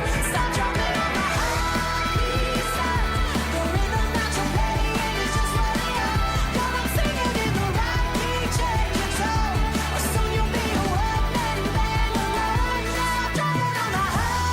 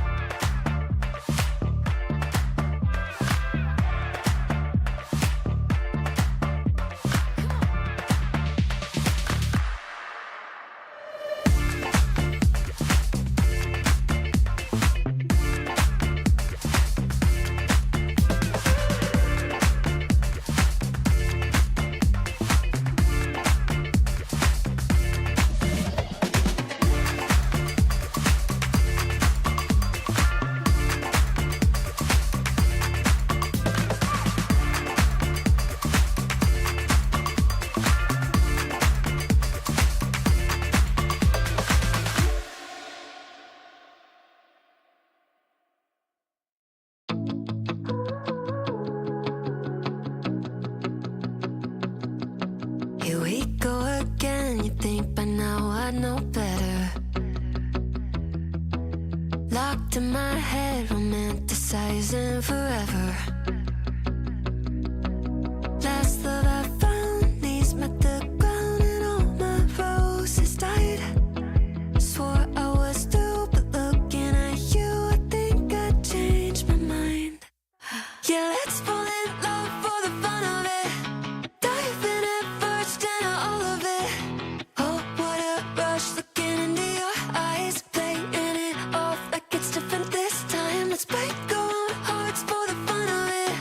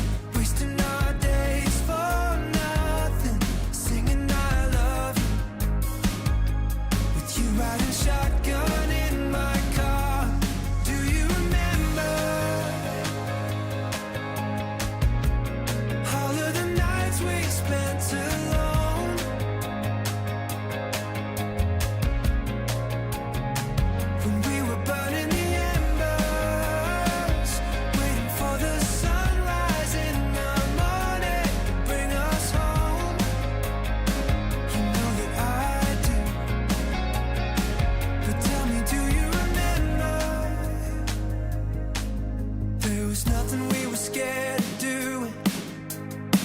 When we didn't know the way or where we were going.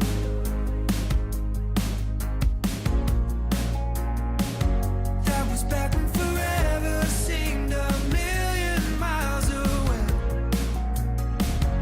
And we didn't know it.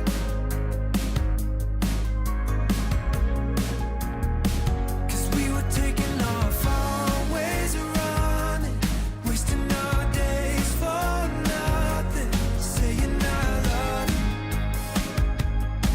in the backseat of my car. Well, do you remember all of the nights we spent alone? When we were burning the embers, waiting for the sunrise in the morning, bring us home. You know that I do. But tell me, do you remember?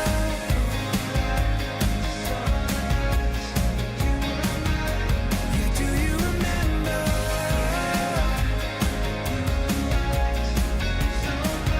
Tell me, do you remember?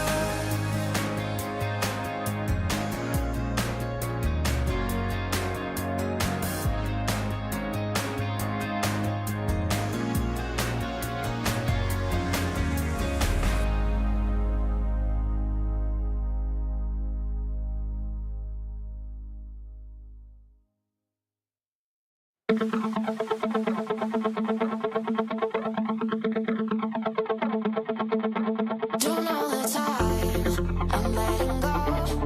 I wanna find someone to love. I feel alive, I think you know. We're getting down, we're getting low.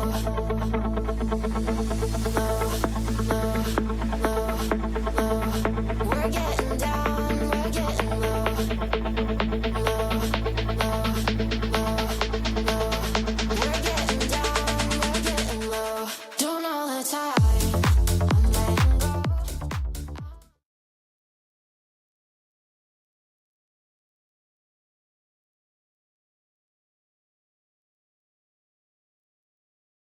I said go and line up. Whoever got next is fine with us. Line up. I said whoever got next is fine with us.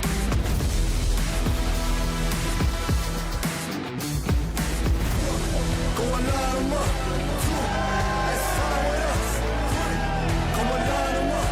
4, 5, fine with us. Fine with us. Line up.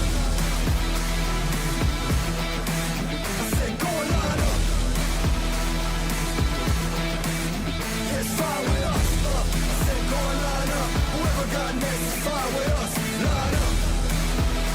I said whoever got next is fine with us.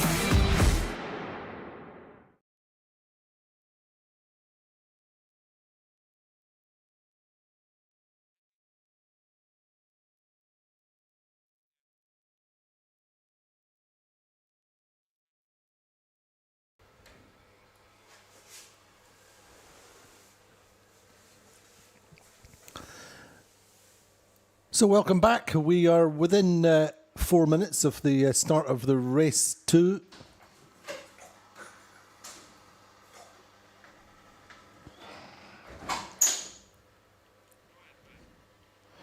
Prix seems to be still fairly solid. The pressure is on the teams which did not do quite as well in that race, particularly the likes of Alpha Plus, Phoenix. So Louise, how are conditions looking then? We're less than 3.5 minutes before the start of race 2.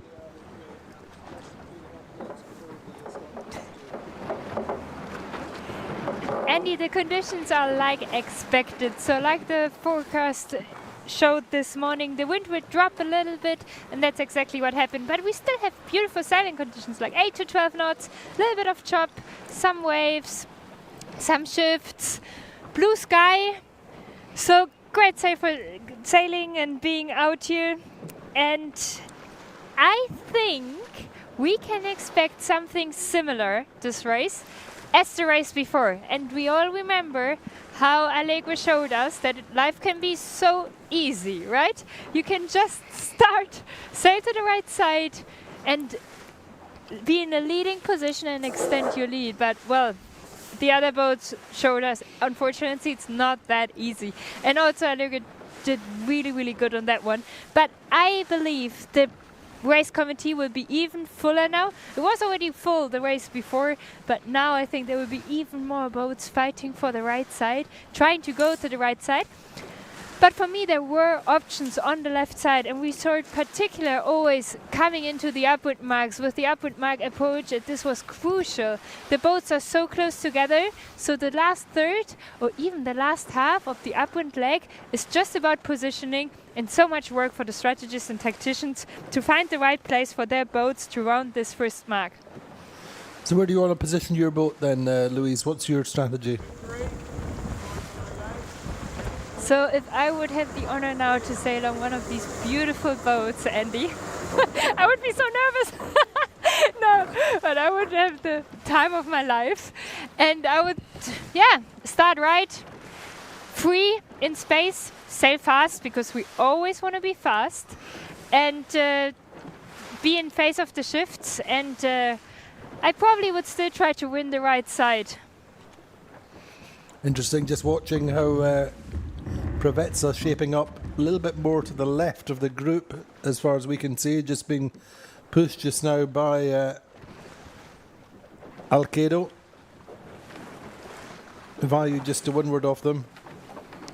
American Magic really do have quite a nice position. Just what Louise was saying earlier on, you don't want to start beside a super strong boat, but at the and they have given themselves a little bit of space to leeward to drive off into. Prevetsa then going for a very different option to last time. Last time they were late at the boat end of the line.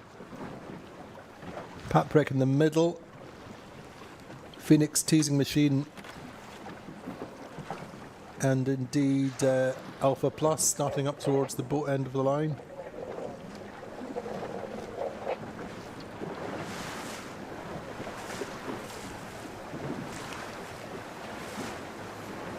A nice even start. What a beautiful start. Very, very even. Only Paprec slightly back on the line.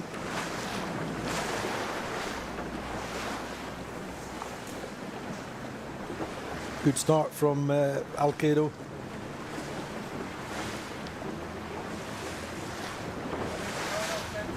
Also from American Magic. Bow forward early on. Louise, what do we think of this start? I really liked the start of American Magic. They were just leeward of the group that were starting at the race committee, had all the space to leeward. So this is what you want, because then you can go fast after the start. You can play a little bit in your lanes, so when there's a chop you can press before accelerate, before the wave will stop your boat. So that's really what we are looking for. But also Alcedo did great. Just a little bit too much on the left side for my gusto, if I could say. But you know, they're a new team, so they're not looking to go on a boat fight. They want to learn. They're still focused on the in-house jobs, as Alvaro told me this morning, the strategist on that boat. So they want to stay out of trouble. And in the race before, we saw that on Allegro. If you stay out of trouble, you're doing great. So maybe that's the winning strategy here for Alcedo. We will see later in the race how this will play off. But now they're a little bit, like, I don't want to say locked on the left side, because it's still very early in the race. But for them to tack, a lot of things need to happen before, because all the boats that are up of them towards the right side have to tack first, because they don't seem strong enough to tack and cross. So they have to wait now, focus on their speed, sail fast, because they don't have a lot of options than waiting for the other boats to tack. But slowly we saw now Phoenix tacking out the boat just on top of American Magic. So American Magic now also tacking, going to the right side. So it seems like a kind of replay on the race we had before, where exactly the same happened. We're seeing Allegra and Sled going out to the early right, leading. Platoon Aviation going well on the right side as well. Alpha Plus. We've only got 4 boats left. Actually, American Magic have just tacked as well.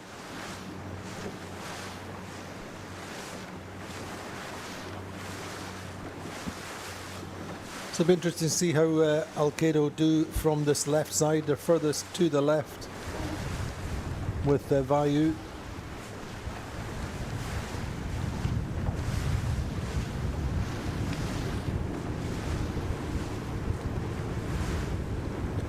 American Magic very much in the middle of the fleet really just now.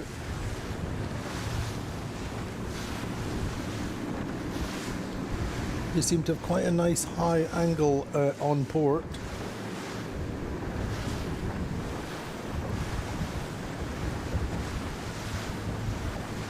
I mean, that's the thing, Louise, isn't it? If the breeze is, if we're expecting the breeze to trend left and you go out to the right as Sled,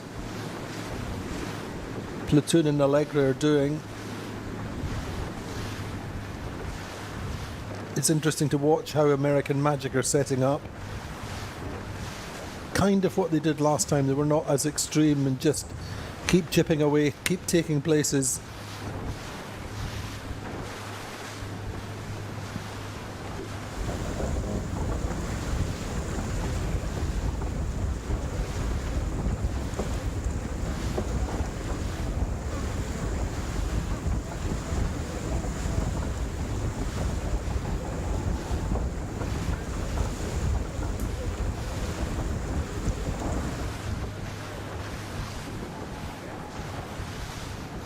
Yeah, you can just see their American Magic sailing out of the shot, but they seem to be quite nice and high on this port tack relative to Allegra, who are furthest to the right, along with the Sled.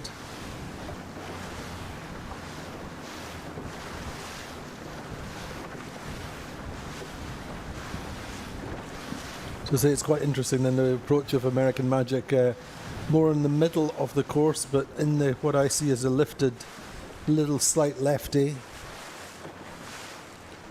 and then they'll get out to the right to try and get the starboard tack lift. But at the moment Prevezza have some work to do. They're in 11th, didn't get off the line very well and getting them bounced around behind Alcedo. But Louise, I'm really liking the positioning of American Magic.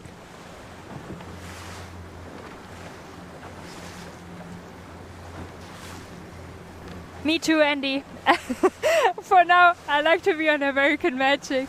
I mean, they're just a fast boat, and that gives you so much more freedom in your decision making, because you don't have to assume as much risk as boats that aren't that fast. So you can start a little bit more in the middle, like sail a little bit more with the shifts, play a little bit more around, because your speed allows you to hold your lanes, to tack in difficult situations. But they also did a smart approach. We remember they just started leeward of the group that wanted to start at the race committee, so they had all their space, so they could continue and then decide the moment they wanted to tack to the right side.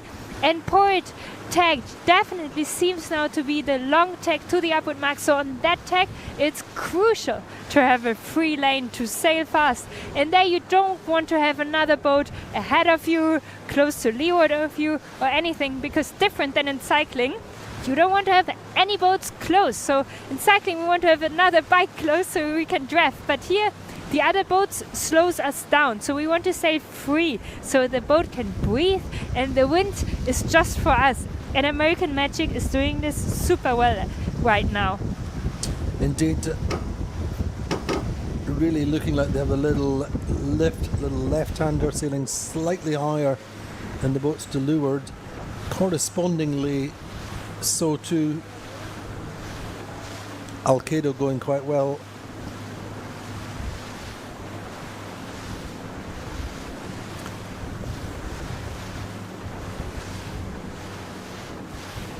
Sled the best of the boats on that right side.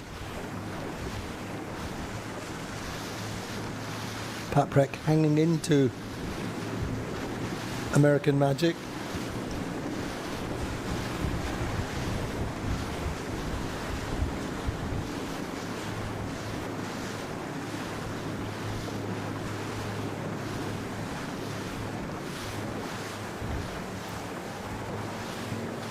Let's see if that left shift lasts until the upwind mark, because in the end, the final shift going to the mark will depend on if the group here from the left will be in front of the right group or if the group from the right will be in front.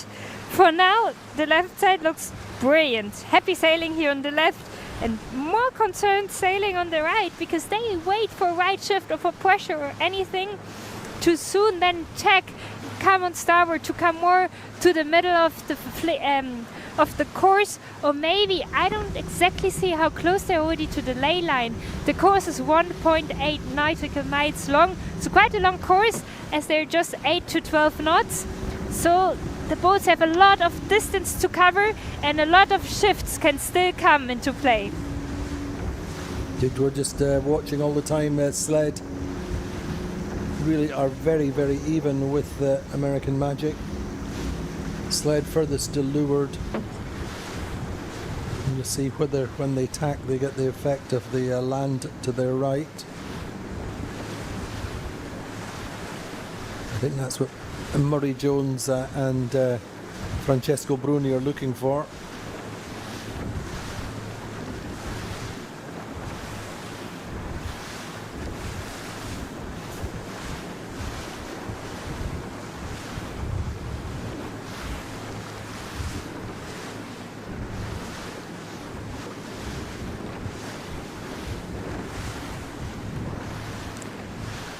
Andy, I always like to see pushing boats in the extreme, so I think it's just interesting then to see later, okay, what was better. And if all the boats always sail through the middle, you never quite know. But like this, it's more like you bet on one color. Sled is going to that right side, and now, yeah, slowly gets in the position where it has to pray for a little bit of a shift or a gust to be able to tack and cross the fleet, because that's the best feeling ever, when you can cross the fleet, all the boats behind you, then you have really happy sailing.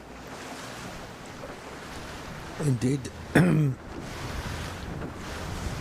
Still Sled hanging in there out on that right side. I think their benefit, their gain should be when they tack. But what's Sled game plan then, Louise? Did they go out to ley line or tack under ley line in this situation? So actually they just tacked, so now it's getting super interesting. Andy, will they cross? Will they not cross? I can't see it quite yet, but they come closer to the boats now, so we will find out very soon how many boats they can cross. And if I would be Sled, I would not tack on ley line yet, because I wouldn't be comfortable enough by all the distance I still have to sail to the upward mark, that there are not all the other boats then tacking exactly in front of my bow, giving me all the bad wind, so I have to do some more tacks and then end over the ley line and have the big nightmare ahead. So if I would be on Sled now, I would have tacked under the ley line, which I think they did. I can't judge it yet. They're pretty much bow to bow. I think they just... Yeah, they're pretty much bow to bow with Sled just going across with with American Magic. American Magic just have a very slight advantage.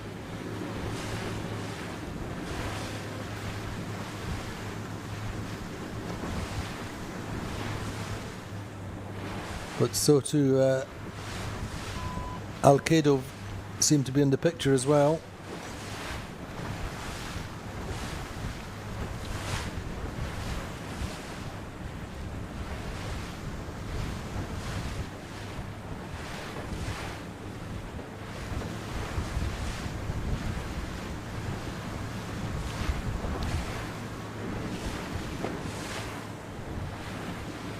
It's interesting, this left side seems to be coming in for the moment, but let's see how it evolves. But American Magic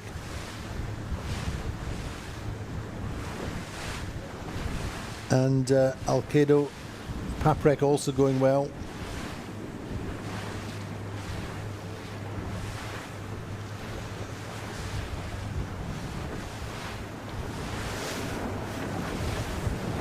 Andy, I'm now in a super good position to see the entire fleet, and unfortunately the right corner, I don't know, maybe they didn't pray enough, but it didn't work out yet.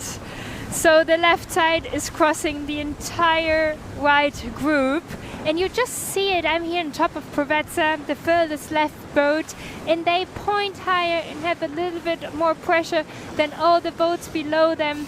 So that allowed them crossing the right group on port tack and now being the leading group. So bit of a shame for the boats that were hoping for the right side, but that's sailing. And as we said, the forecast predicted a little bit of a left shift. So you could argue, did the boats know this before or not? Well, we also know in sailing, nothing is written in the books, right? So things always happen different than we expect them. But for now, the left side is coming in strong, and our new Italian team might be the winner, the first leader at the Upwind mark, Andy. Indeed, they're just tacking underneath in the lee bow of American Magic. It's super close. Alcedo trying to squeeze up onto American Magic and slow them down. Value in third for the meantime. But it's all going to be all about the final approach to this windward mark. Can't afford to take too many risks.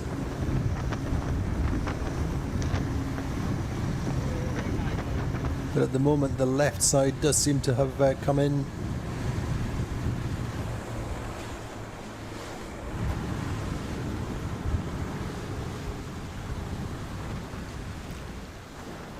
Terry Hutchison just looking back on American Magic, just trying to see what their options are, what they need to do,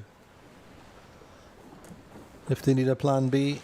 But at the moment, it's Andrea Lacorte and the team on Alcedo Vitamina.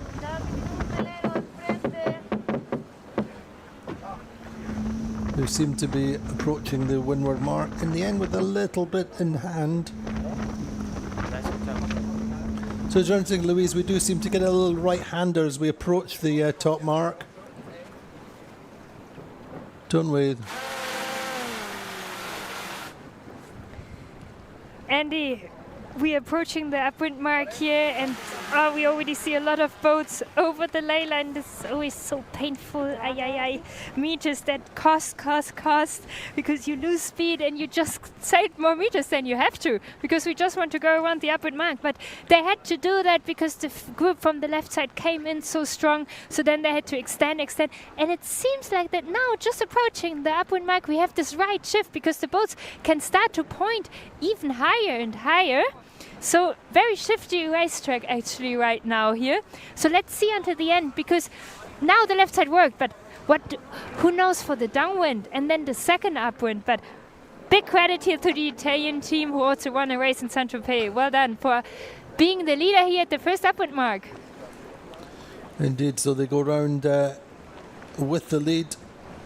Second, American Magic.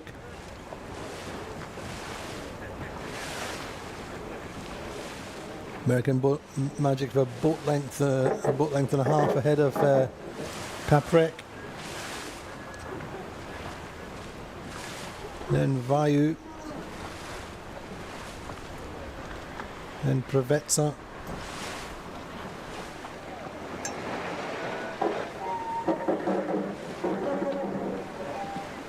I think we're teasing machine.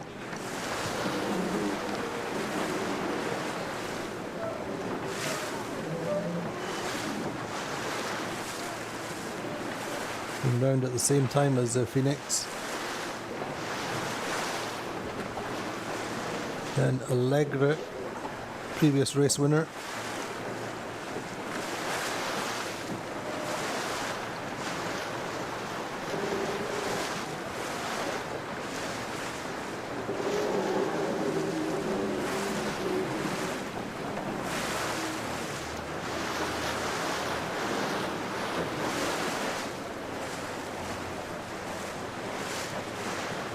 So the Platoon Aviation have a little bit of work to do. They're in the 11th round the top mark, but immaculate first upwind from Andrea Lacorte and the Italians on Alcedo.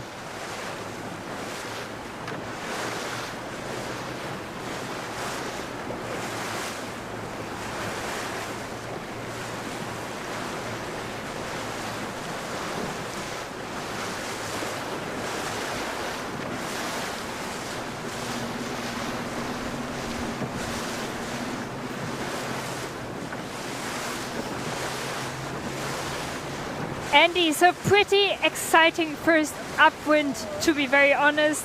Lyric were winning this race before by such a big lead, and now rounding the Upwind mark, unfortunately just in the 9th position. But then we have the new Italian team in first position now, followed by American Magic. And wow, pressure is on the Italian team now. They're a new team, so they try to figure everything out a little bit, and now they have the entire fleet chasing them. So there must be so much going on now on this boat.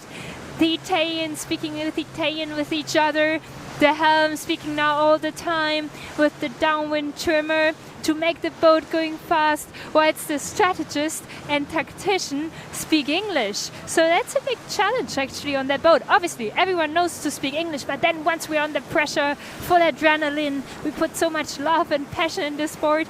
I think this might be a real challenge now to keep this boat calm and try to focus on the simple things, but also keeping the communication running and the loop up.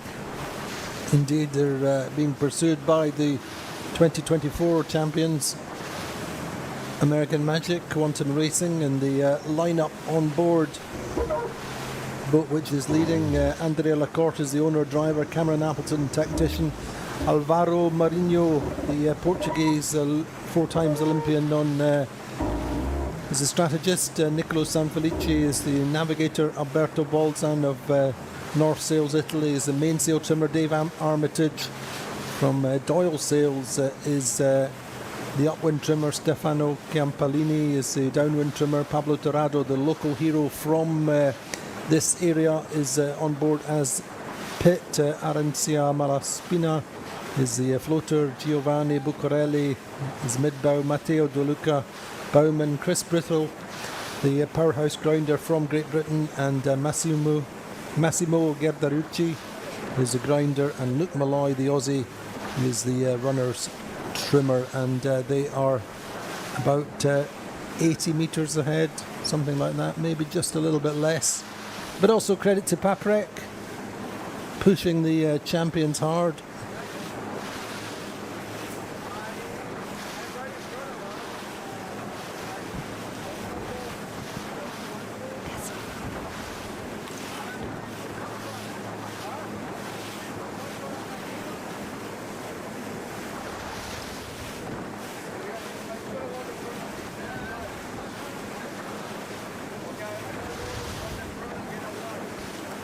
Paprec opened in Saint-Tropez with the 3rd place, finished 5th overall there.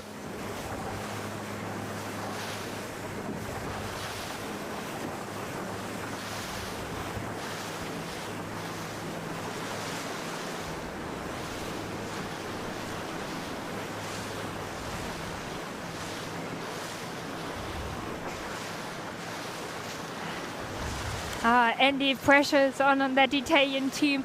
I can see American Magic slowly but steady making gains. So now I think they just wait for them to jibe, or maybe they will lead out with a jibe, what they actually do. So they just roll into their jibe here.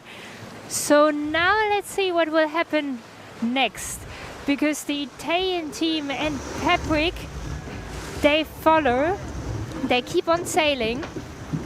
And American Magic jibed out. Interesting. Let's see how this plays out in the end. Andy, what's your bet? What's my bet? Yes. Do you bet with I stick with the champions, I think. I'm afraid. I know it's a sign of weakness, but there you go. But interesting, yeah. I mean, they don't look at American Magic. Don't look at the best of angles going across there.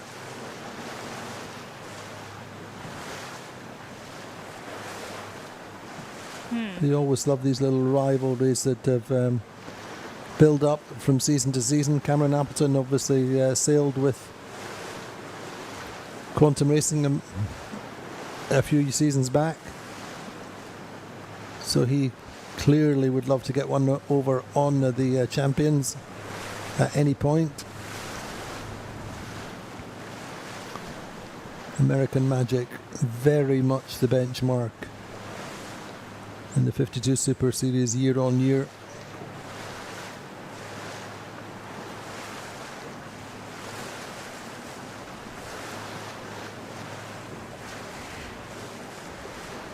I wonder what was their idea to jibe out there. I will ask them later and maybe I can report back tomorrow because I'm always curious to learn, and they're fantastic sailors. They have so much knowledge, so much experience, so I can learn so much from them, and I'm sure they have a great explanation for that. But that's great for the Italian team, who now can sail like a little bit more tranquilo their way down to the downwind gate. Well, let's say as tranquilo as it goes when you're leading this TP52 Super Series fleet. Indeed, and you're under pressure from the 2024 champions.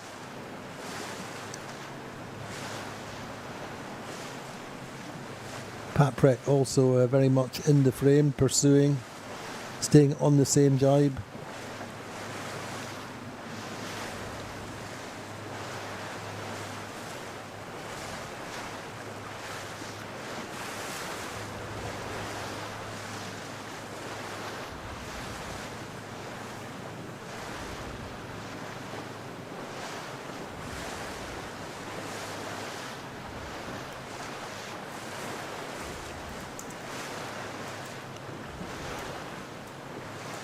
Nice, beautiful jibe there by Alcedo. Now they're not on ley line yet, but they also don't have to be on ley line yet. They're happy to make another jibe then close to the gate. They're sailing now towards the first downwind gate, and they had an outside jibe. So in these boats you switch for inside or outside jibe depending on how strong the wind is. As we're sailing now, I would say the wind dropped even a little bit more, so maybe in the Lyles we just have 6 knots and in the Gus we have 10 knots. All these boats go for the outside jibes when the kite flies at the outside around and then gets pulled in again, and then they pull up their front sail, their staysail, which is not a jib. They only pull this sail up on the downwinds. So they especially carry this sail in these light winds down below under the deck and then prepare it for the downwind. And now they slowly have to start already thinking, oh, what are we doing for the second upwind? It seems all a bit confusing. Sometimes the right side works, sometimes the left side works. There are shifts, there are gusts, there's pressure differences. And they also have to prepare the jib now again, because this is the sail they sail on upwind on, Andy. So a lot of decisions to be doing here, and I wonder if American Magic actually rounds before or after Paprec. Doesn't look like, Andy. It doesn't look like it just now. It looks like Paprec are ahead by about 10-12 metres, but American Magic have got quite a strong position inside them on this run. But Paprec going very nicely. Certainly not short of speed or the French boat. And American Magic also being pursued by Vayu, the Whitcraft family boat, as we like to call it, representing Thailand.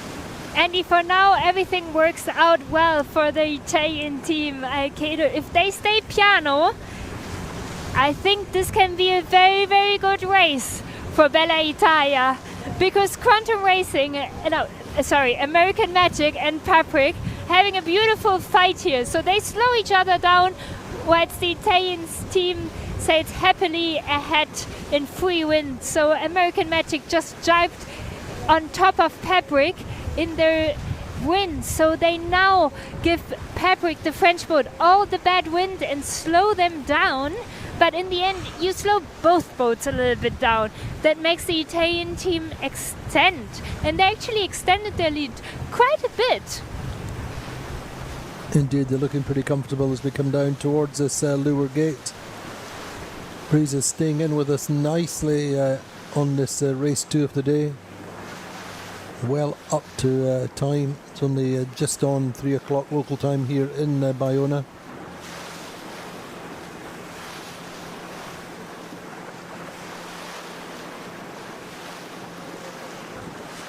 As Alcedo, the Italian team, lead through the leeward gate, first time down. Bayona delivering everything that Saint-Tropez didn't. Getting 2 races away in the first day is just the very beginning of everything that Bayona have to offer.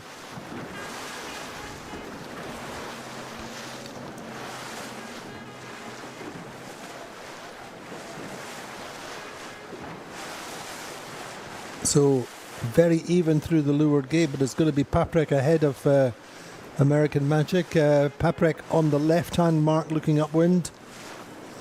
Louise, your thoughts? Oh, Andy, oh my God, so many things are happening here at the moment. We see the drops don't seem so easy on these boats right now. We saw Alcedo struggling a little bit with their drop. I mean, they're a new team. They still have to polish their boat handling a little bit, but I hope they didn't do any damage to their kite. Their kite got a little bit stuck between the mainsail and the shrouds, but it went down, you know, that's the most important thing, because it has to be down for the upwind, otherwise we park. And then we had Allega also showering their kite a little bit, like the kite went for a little swim, but they also saved that one. But yeah, you would think, okay, the boats had quite a lot of time to prepare, but the kite system the TP52s have is just incredible. In theory, if everything goes well, the kites drop like in a second. Like it gets sucked in. I love the system so much on these boats. But yeah, sometimes it doesn't go well and then it takes a lot of time. But for now, I liked the left side of the downwind. So what Alcedo and Paprec did, I think looked great. I think American Magic lost by jibing out, jibing back. And also the other boats that went on the other side jibed out early lost for me. So right now I would look on the shifts, but going to the left side in generally seems a bit better for now, Andy. Indeed. I'm just looking at on the overhead with the Value, slightly lighter for them. See the crew weight is inboard for the moment, but everybody moving in unison, flattening the boat down, powering it up again. Going quite well in fourth.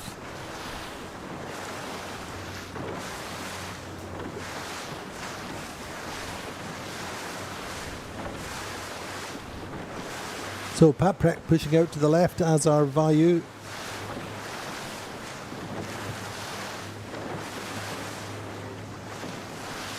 So for Alcedo, Louise, is very much a case of putting as kind of loose cover on the fleet. They seem to be quite high and fast for the meantime in that shot. Paprec just coming a little bit more upright momentarily there. For me, slightly more pressure on that right side where Vitamina are, where Alcedo are. Though Paprec have certainly pulled back some meters on the leaders on our tracker.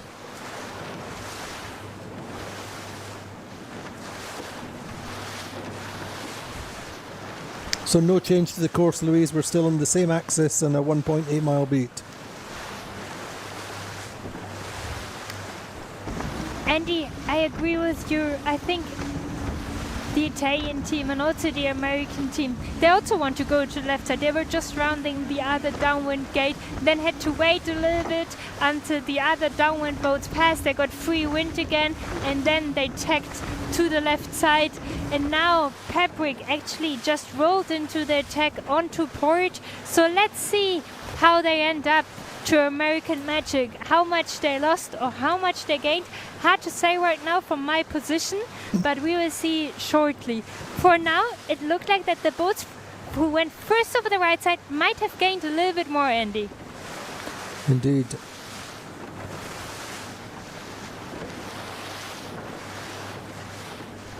Certainly seems a little bit lighter in the middle of the course.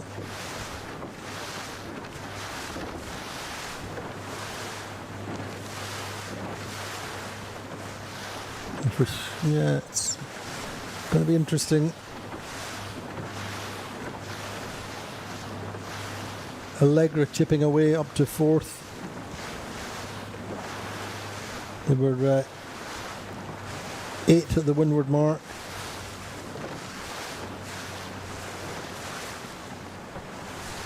Fourth through the Lure Gate.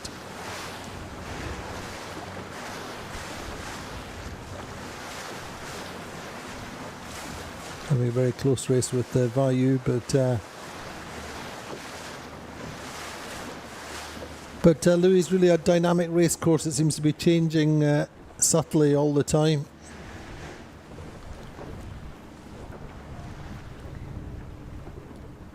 Definitely not easy, to be honest. Like, I don't really see a real system here when the left plays out, when the right plays out. So when you don't know about where the wind will come next, well, then you should always trust your compass, right? So at least try to stay in phase of the shifts, which most of the boats are actually doing. So we see the fleet kind of always similarly tacking. So the majority of the fleet is always on the same tack. That means like that there is a strong shift phase here, and most of the boats try to cover the shifts to then say less meter in general over the course. Well, to say the fastest way towards the upwind mark. And it's a bit of a headache day because you have to think so much, and it's not just like, all right, I just sail faster one corner, one tack, and there we go. As it's sometimes, for example, in Palma de Mallorca when we have these sea breeze conditions. But that makes it so exciting today and so tricky. And we have seen Allegra rounding the first upwind mark in the 9th position, and now they're back in the game, back in the fight. So many options to move forward, but also to lose big times, unfortunately. Indeed, but I think at the moment there's no mistaking who will lead this regatta after day one. Should be the defending 2024 champions, a team which won here when we were last here in 2022. Shaping up well for the American team, led by Terry Hutchison.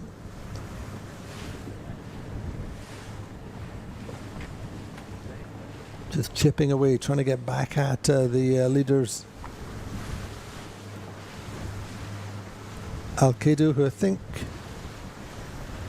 will almost certainly tack in front of American Magic. Louise, wouldn't you think?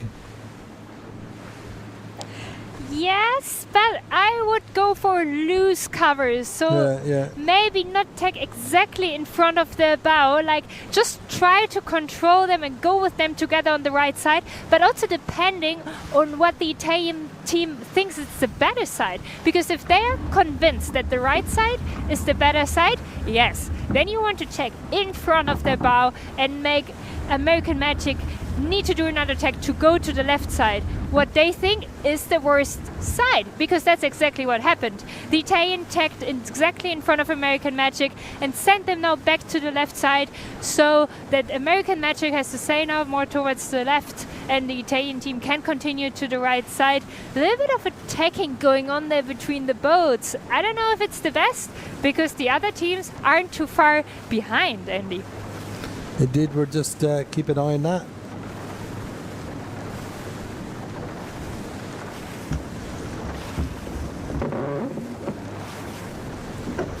But definitely fun to see the little fights going on here between the boats. We also had before Patrick and Allegra, because Patrick came from the left on port and could just not cross Allegra, so they had to tack back to the left, and not shortly later Allegra was then tacking to the right, so just forcing Patrick to do another tack and send them to the left, similar with what the Italians did with the American team, American Magic. Some fights going on here between all the boats, because in the end you have to look for the next opportunity, for the next boat you can beat to move forward on the race course and in the fleet.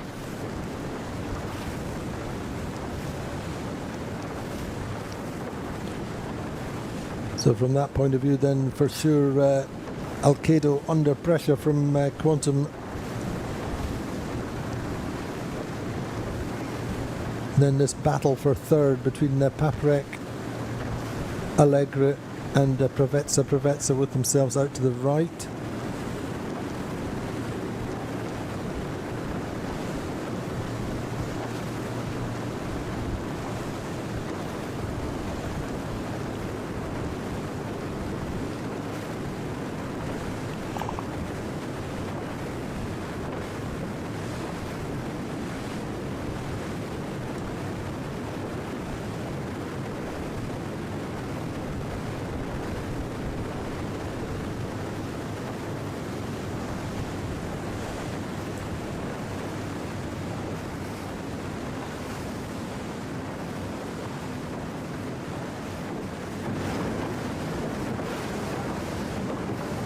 And it's definitely a pretty long course with a lot of opportunities here.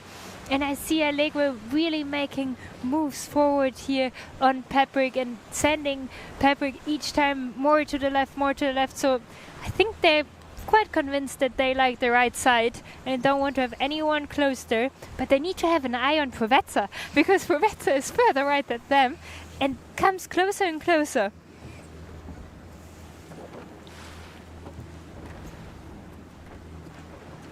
Yeah, I'm loving this race for third at the moment between Paprec and Allegre.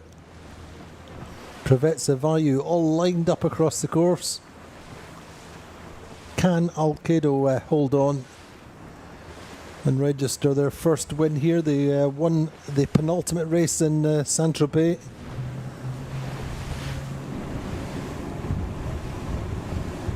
They may be the newcomers to the 52 Super Series, but they're far from beginners.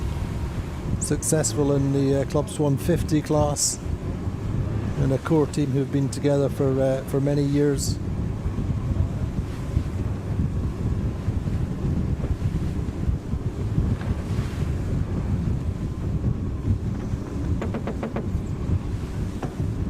American Magic setting up.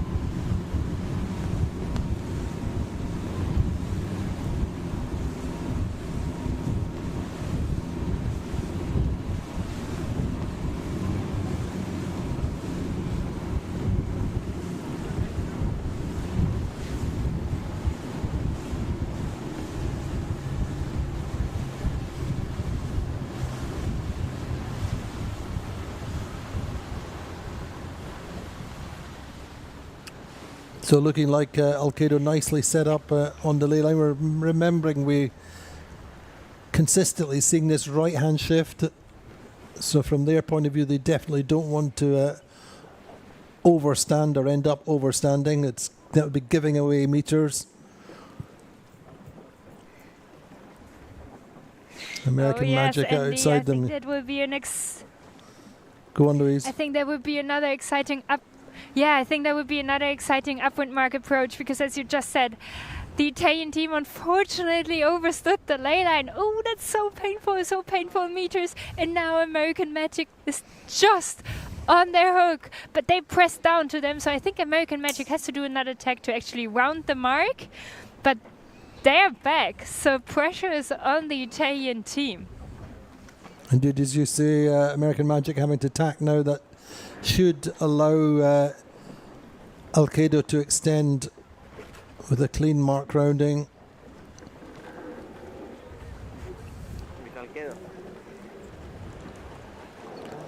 So Alcedo, having led since the top mark,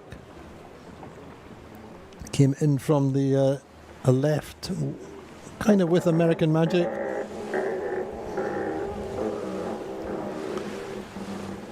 And Paprec hanging in there just ahead of Allegra and Provezza. That's going to be a fascinating battle through to the finish line. Just watching that in the background as there we see them approaching the windward mark as Alcedo set. American Magic giving chase for all they're worth. So too Allegra. Allegra need to get through Provezza if they're to share the lead. They would go 1-3 at the moment. They're 1-4.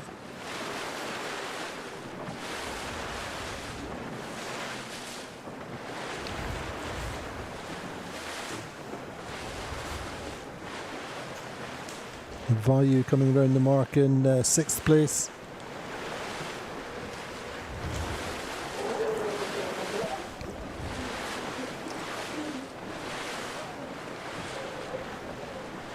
And it's a fairly comfortable 6th place, looking back to Phoenix behind. Setting up for their hoist.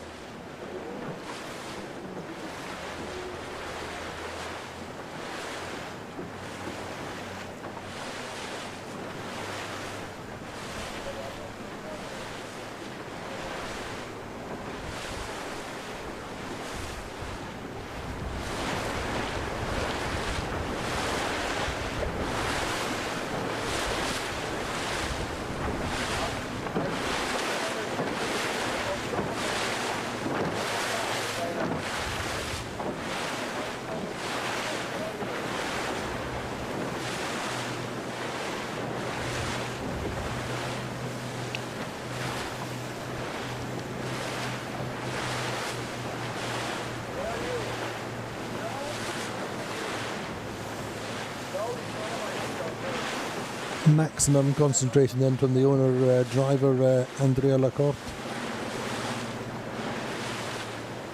American Magic trying to ride up onto the breeze of the leaders.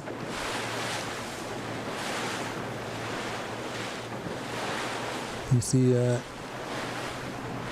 Alcedo coming up and responding, trying to protect their breeze.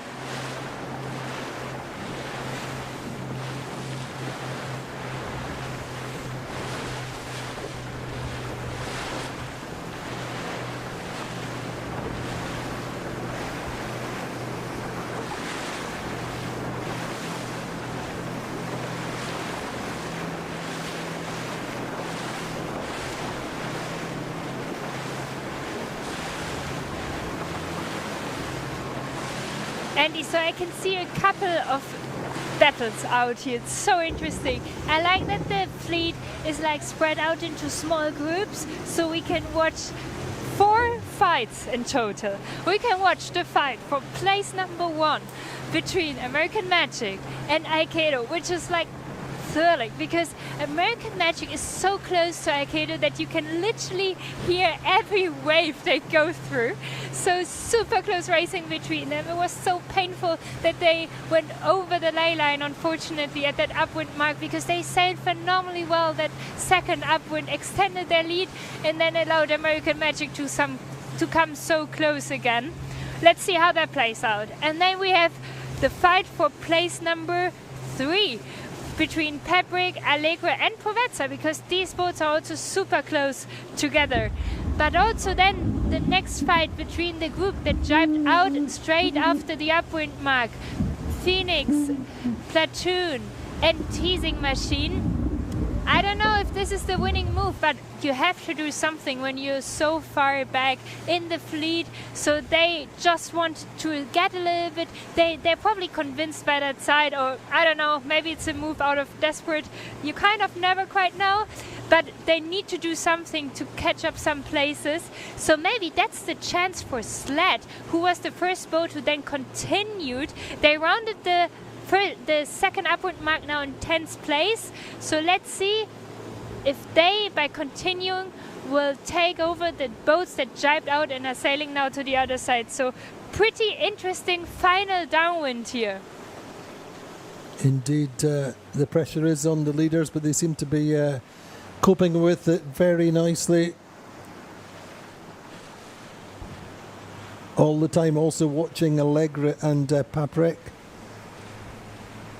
Probably the same distance between Allegre and Paprec as there is between Alcedo and American Magic. But really you have to say that Bayona is delivering some fantastic racing, super close. Things happening on the race course all the way through. You have these little groups. You say there's a Teasing Machine Platoon and Phoenix out on the left of this run. Sled having pulled back a couple of places.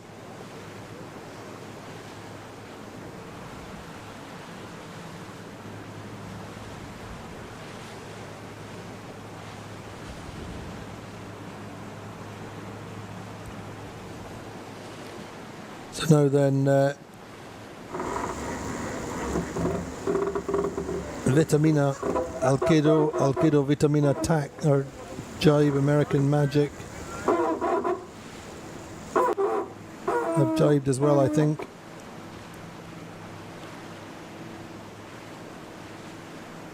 No, I beg your pardon, Andy, yes. I'm just leeward. No, Go on, Louise. I'm just windward here of Alcedo, and American Magic jibed out first. Interesting move. I wonder why exactly. I mean, they did that the downwind before. They didn't gain with it, but they were in another situation, like boat-on-boat situation. So now they jibed out first, which allows the Italian team to sail with a little bit less pressure, so they can. It's good when you're a new team. You don't want to have all this pressure by a boat just in your neck. So that's actually quite good for the Italian team. So maybe American Magic did that because they see more wind. They want to go with the shift, and then in the end, once they jibe back, they will come on starboard, and the Italian team will need to sail on port. So maybe that's another gain American Magic is thinking about. But looks like if the Italians try to stay cool, they might be able to win that race, because they have to do one more jibe and then they sail towards the finish line, Andy. Indeed, it's fascinating watching the body language and the concentration on board Alcedo. Moving as one, as you said, just keeping the trim right, keeping the pressure on, the power on.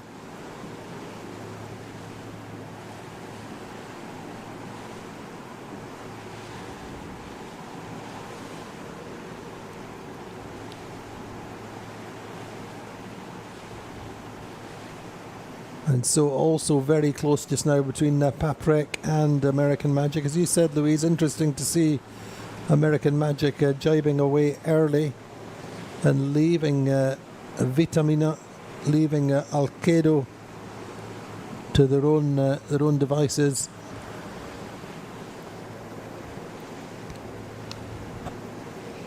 And again, you have to reflect on the constant uptick. Constant improvements in the Paprec performance over the years, although they're saying that their jibe just now was not perfect, just at the wrong time when they're challenging the 2024 champions. Really nothing in it between the two of them as they come back together.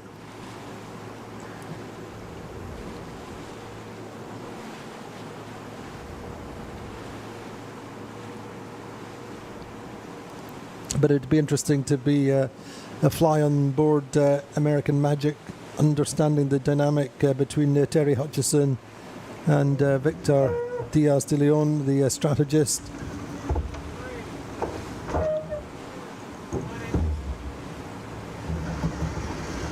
Certainly we see Victor doing a lot of moving around the boat.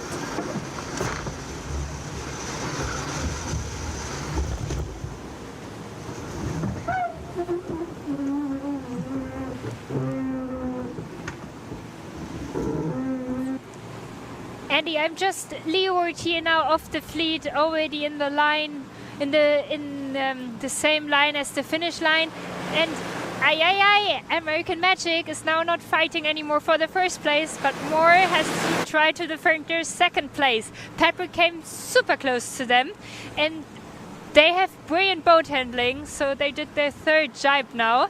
While Salcedo just went to the ley line, one jibe, and now has to do another jibe to sail through the finish line, so extended their lead. Let's see, I cross my fingers, but it's not over yet. It will stay exciting until the end. It is, as you say, American Magic very much on the defensive.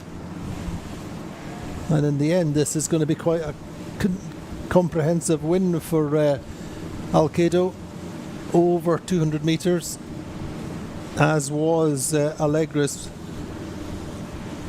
In the meantime, Allegra have lost out to Prevezza. Prevezza appear to be making a gain coming down this run with these three boats tied together. Prevezza coming down the right side of the run at speed. Hamish Pepper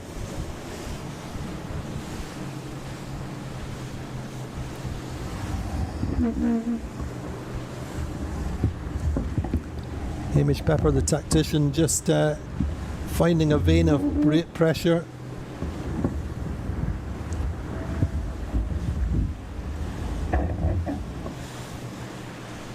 Wonder whether they can keep rolling down. These three boats very much engaged to the left of Alcedo, opening the door to Prevezza.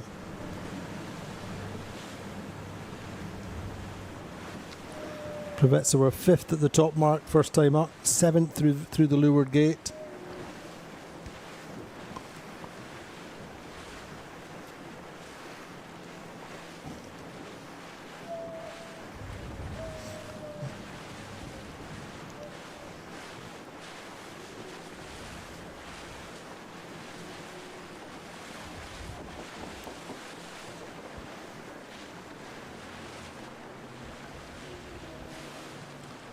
So it's going to be a win for the newcomers to the circuit this season. Andrea Lacorte's Alcedo Vitamina in the chocolates, winning a race 2 here in Bayona with a good lead in the end, over 200 metres, and the owner does look extremely happy. Excellent work from Cameron Appleton and the afterguard. American Magic will come through, I think, in second, just ghosting through to a final jibe. Pat Prick keeping the door closed on Allegra. Are we going to see Prevezza rumbling into the picture? I think we are. But anyway, American Magic gets second. And here come Prevezza at speed. Can Pat Brett get there? They should do. Prevezza roll into their jibe. But really they end up having to come out of the jibe at too high an angle, losing speed and direction towards the finish line, ending up letting Allegra staying with 4th place.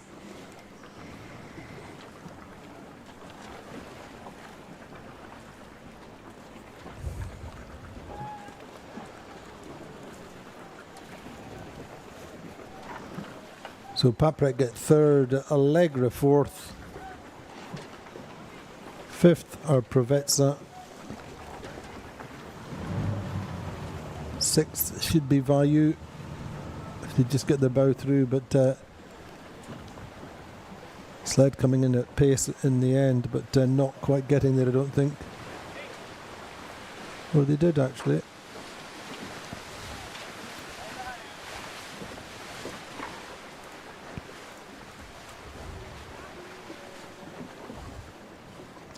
In 8th place it's going to be Alpha Plus.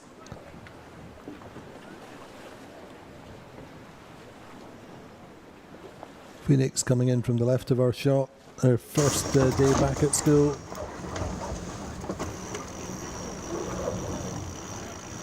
Missed the Valencia training that many members of the fleet had in Easter time. And also didn't race in Saint-Tropez.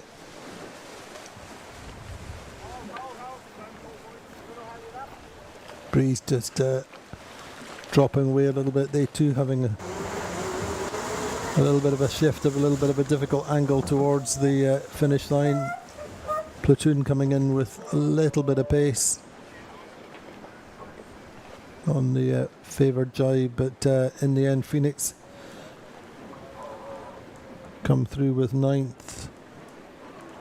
Platoon aviation, food for thought for them.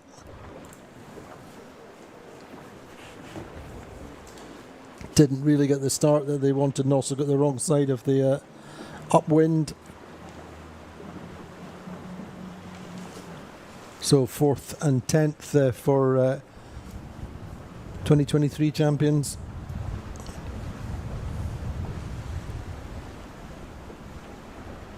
And 11th, unfortunately, then teasing machine.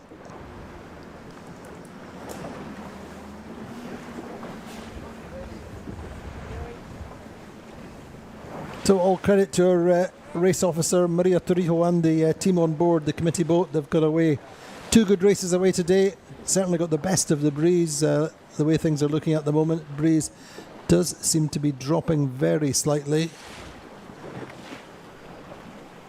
But it was the left side that paid on that upwind, as recognised by Cameron Appleton and co on board. Vitamina Alcedo led all the way around the racetrack. American Magic really sailed a beautiful race off the start line from the leeward position on the main group court at the committee boat. They got themselves up the middle of the course and then benefited from that left shift to go round the top mark in second. Credit also to Paprec. They also deciphered that first upwind nicely. Third.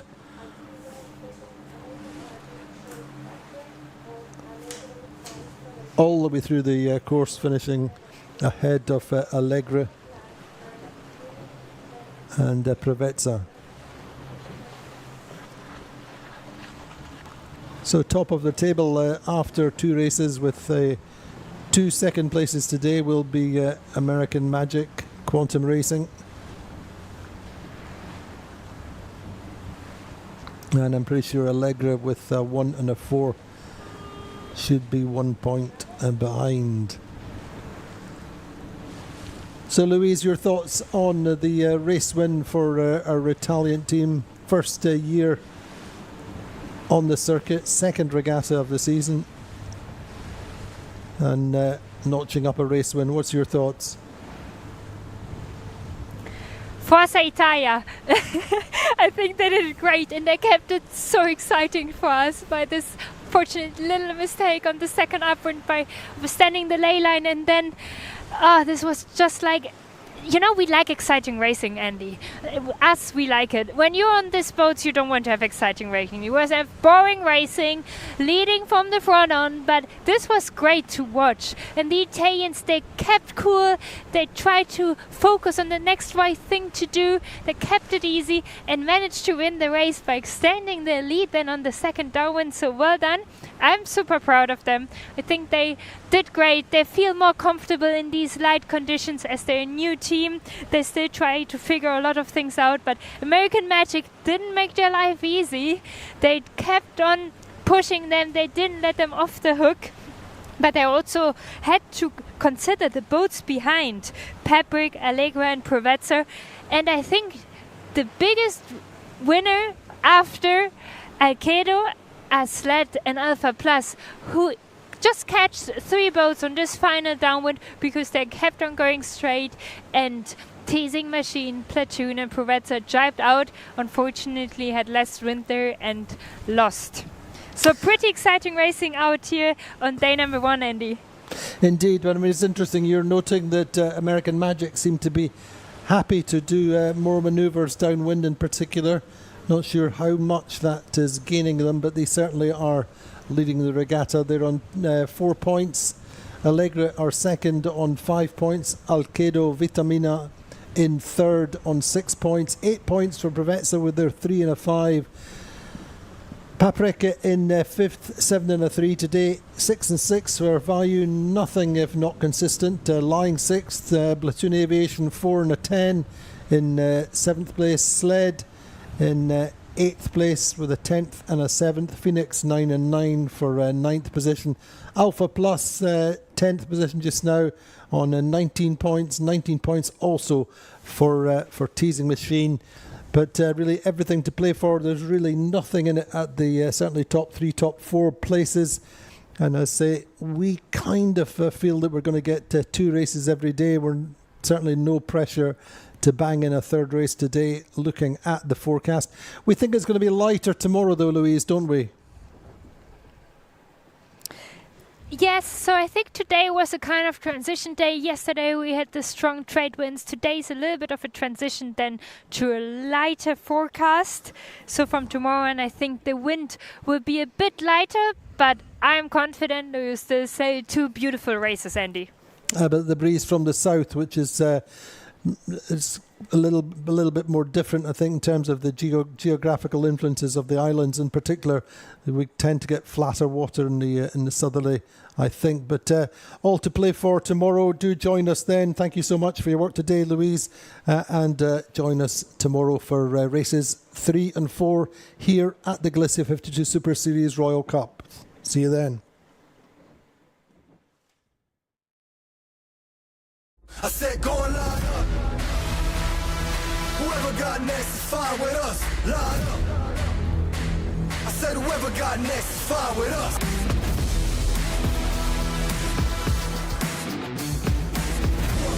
Go and line them up.